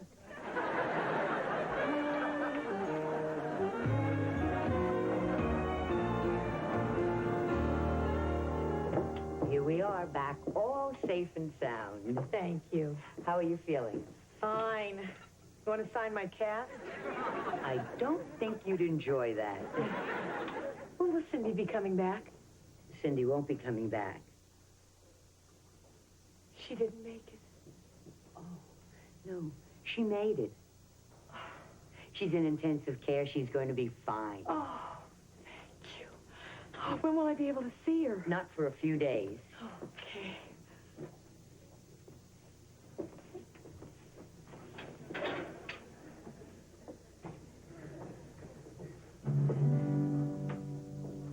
Kumbaya, Lord, kumbaya, kumbaya, Lord. Boy, I hate this song.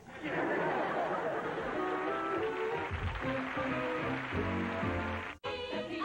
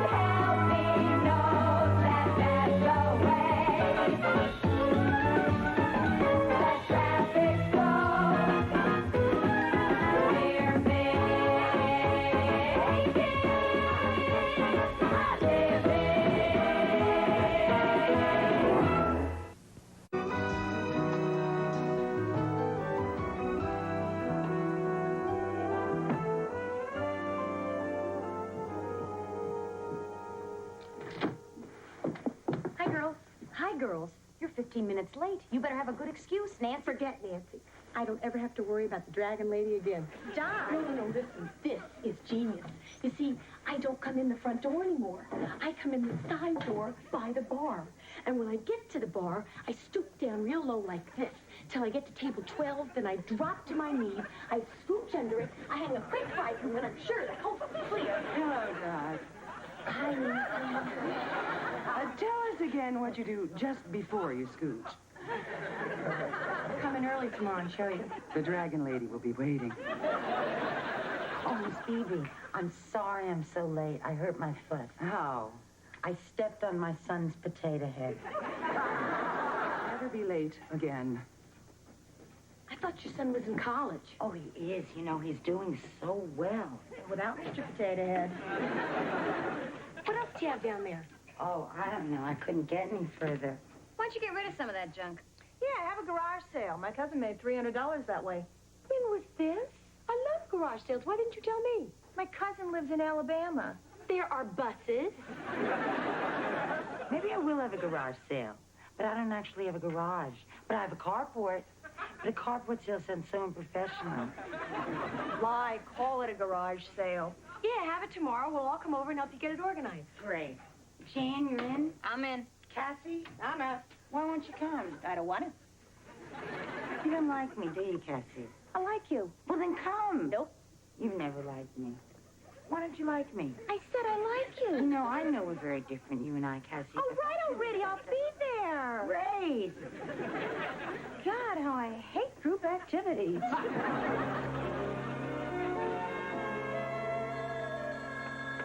Good evening, above the top. May I help you, please? Oh, yes, she's here. May I ask who's calling? Richard Garth? Richard. It's Richard. Who's Richard? Richard, the lawyer, Richard. No, Mr. Garth, I'm sorry, but you may not speak with Jan. Nancy, please, give me the phone. Mr. Garth, this is a business telephone. This line must be kept clear so that customers may make their dinner reservations.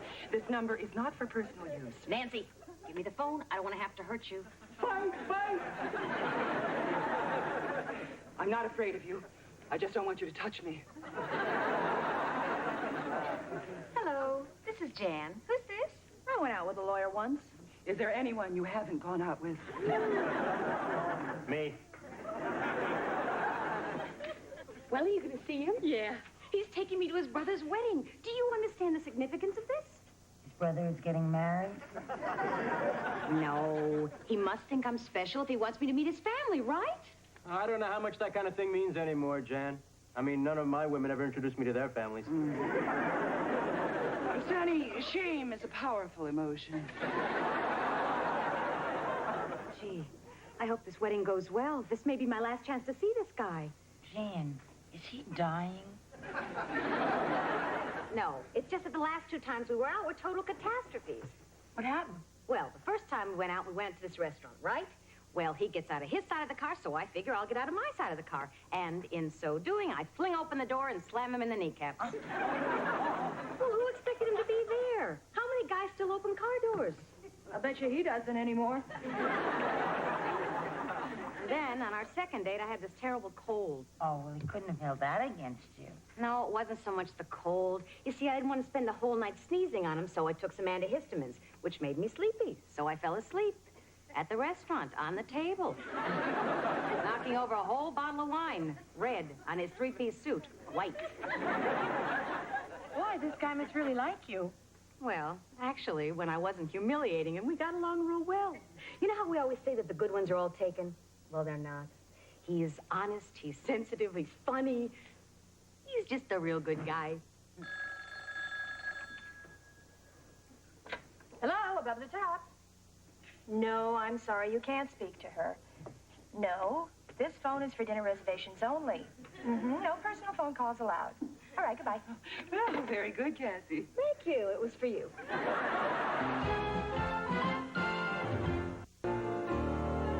What about this thing? Oh, that goes in the safe box. Maggie, I think this should go in the cell box. There's hardly anything in there. Cassie, please, now, I really want to keep that. I mean, it may look like nothing to you, but it's important to me. What is it? It's just important to me.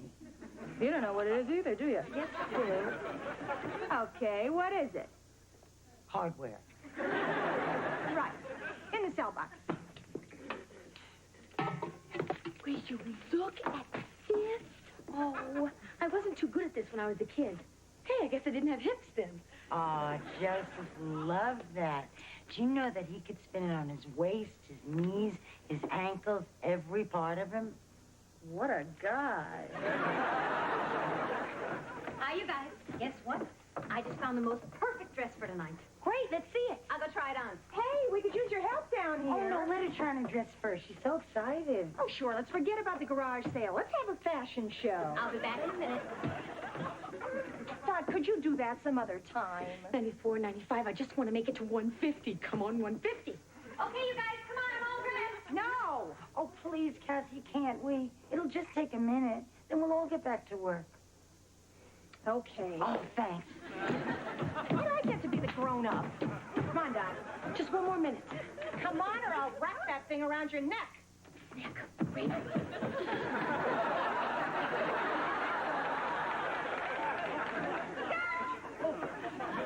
Okay, Jane, you ready? Ready? A pretty girl is like a melody that haunts you night and day. Okay, I don't know about the shoes, and I haven't got the bag, and I'm not wearing any jewelry. What'd you drag us up here for? Oh, Jan, it's a fabulous dress. Jane, it's a knockout. You think so? I'm not so sure about the color. It's blue. Well, now that that's settled, everybody back to work. I'll go change. Oh, you know, this reminds me of my first date with Joseph. It was so romantic. Oh, did you go someplace special? Someplace that was always your place after that first time? Yeah, we went for Chinese food. And then we went for a long walk near the Museum of Science and Industry. Sounds hot. Oh, it was. I mean, I remember I was sweating. It was in August, and it was unseasonably humid. Anyway, where was I? You were walking. And sweating. All right. Okay, so we were walking, and suddenly Joseph stopped and he kissed me. And then he put his hand on the back of my head, and he found a dead ladybug in my hair. That's where I keep mine. Well, then he said the sweetest thing. He said he wanted to keep the ladybug forever to remind him of our first date. That's so romantic. Then you know what he did? What? He pressed it between two of his handkerchiefs. Do you know I still have it somewhere? No, you don't. You didn't throw that out. I didn't know what it was. Most of your stuff isn't that easy to identify yet. Cassie! Where did you put my phone? I made a new box. Seems too disgusting to keep herself. Trust me, it's still dead. Okay, I'm ready to work. Boy, did you come to the wrong place. Hey, look at this, an old calendar, 1972. 1972. That was the year I graduated from high school. Where were you in 1972, Jan? Let's see. I was happily married, Ellen was in the works, and my dream was to someday be a single mother working as a waitress. Oh, look. This was my son's secret hiding place when he was a little boy. He must have been tiny. Oh, no. He didn't hide himself in here. He hid all his little toys and things in this hook. Oh, my. The gold bracelet Joseph gave me. I thought I lost this years ago. You did? I wonder if there's anything else valuable in here. Oh, I just can't reach any further down. Let me try. I got small hands. Do you feel anything else? Oh, my God. What? You know what's stuck down here? What? My arm!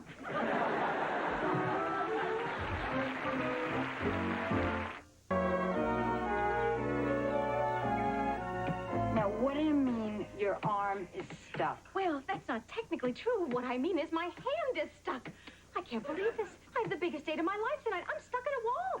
What time is this guy picking you up? 7:30. What time is it now?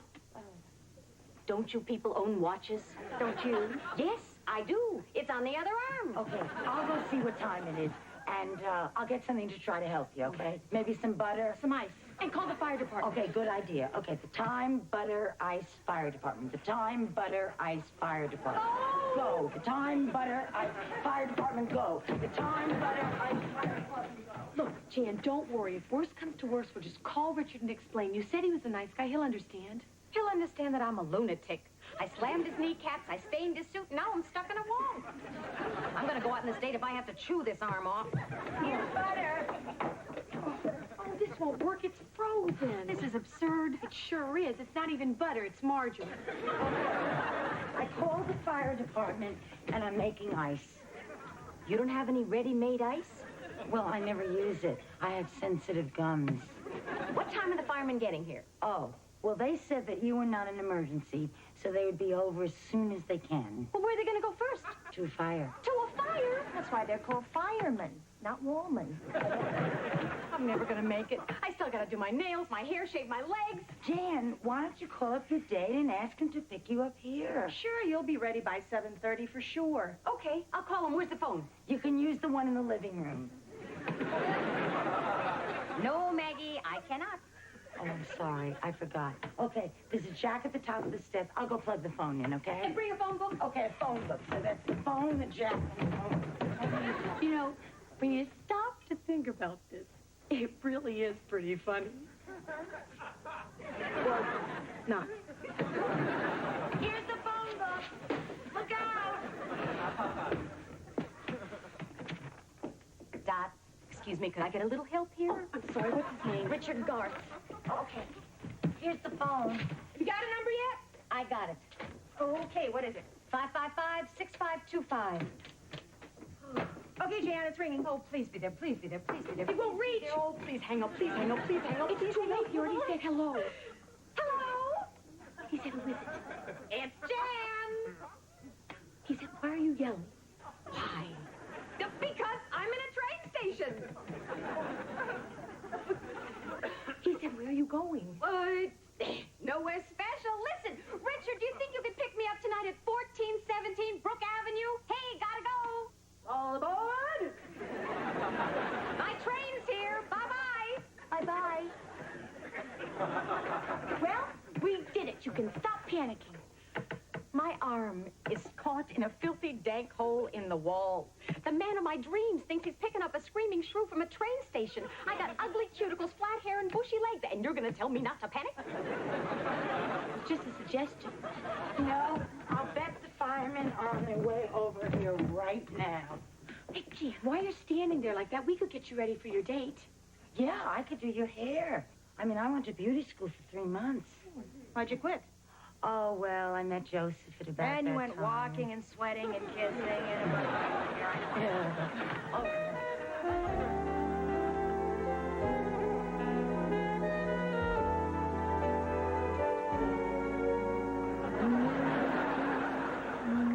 Dot, do you have to hum? Always hum when I'm doing my nails. You're doing my nails. You know, it's weird filing someone else's fingernails. Imagine how I feel.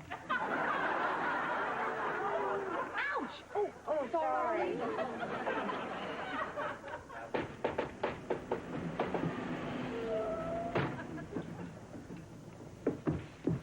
Did you call the fire department? Yeah, I'm ablaze. It looks like there's a fire here. Must be a mistake, maybe a wrong address. Sorry to bother you. And they give those guys access.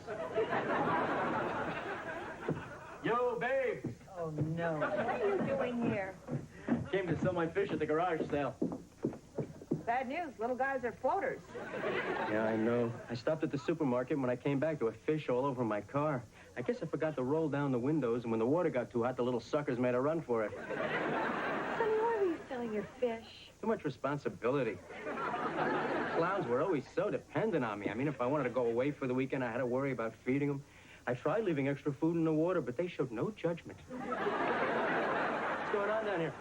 Oh, we're getting Jan ready for a date. In the basement? No kidding. What is this, some kind of female ritual? My arm is stuck in this wall, you idiot. And I'm the idiot, huh? So who is this guy you're getting all decked out for anyway? Oh, he's the perfect man. Jan's going out with Alan Alda? What time is it anyway? Richard's going to be here at 7:30. Jan, you have plenty of time. Yeah, it's real early. It's real early. Early at 7:20. Oh, my God, I only have another 10 minutes. I'll never make it. Jan, try to relax. We called the firemen. They'll be here any minute. Fireman?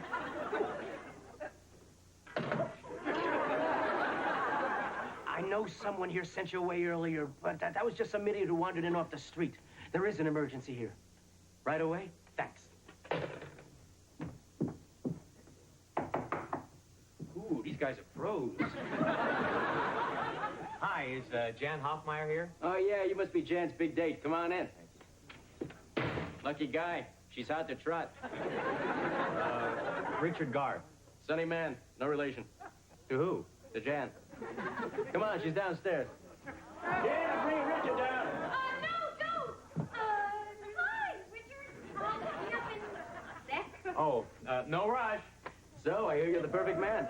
The what? Hi, Richard. Yes. Hi, I'm Maggie. Oh, Jan's running just a little late. Where the hell have you been? Hey, Richie, sit down. Boy, Jan's really putting herself through the works for this one. I don't remember the last time she went all out. Actually, I don't remember the last time she went out. Jan is a terrific woman. She's got a kid, you know. Hi, I'm Jan's friend, Cassie. Could I get you a drink? Scotch, rocks. I was talking to Richard. Say, is everything all right here? Oh, everything's peachy. I guess the wash is done. Now, there's a woman. Yeah, and there's a fireman. Hi, I'm Dot. I think I remember this from the Mouseketeers. Jan is just putting on some finishing touches. Is this 1417 Brook Avenue? Yeah. Oh.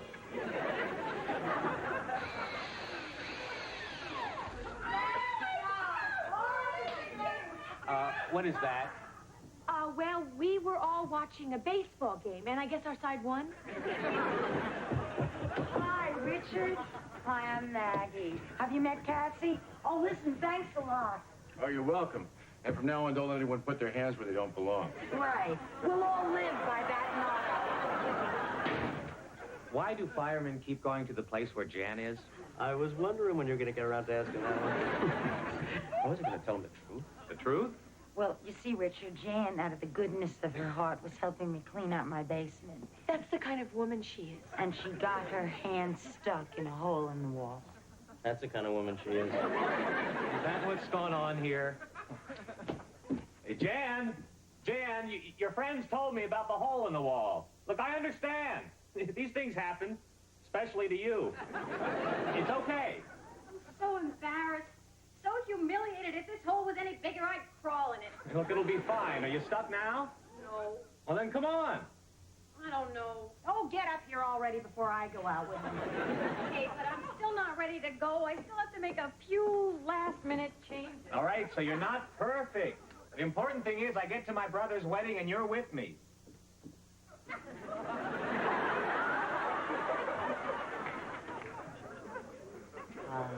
Pretty girl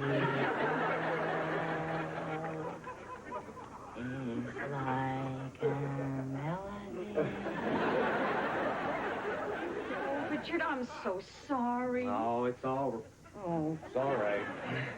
Look, I'm a little early, so we have time to go to your place so you can clean up. We'll still get there on time. And if we miss the ceremony, we'll still have time for the reception. And if we miss the reception, I still have 2 other single brothers. There's bound to be another wedding sooner or later. Richard, I'm embarrassed, and you wanted to just go to the wedding without me? I ought to be upset with you. You should have told me about this when you called. But I'm not. You know why? Because you're very funny looking. Come on, let's go to the wedding. You know what? What? You're just a real good guy. Hey, Richie, skip the wedding. Head for your place.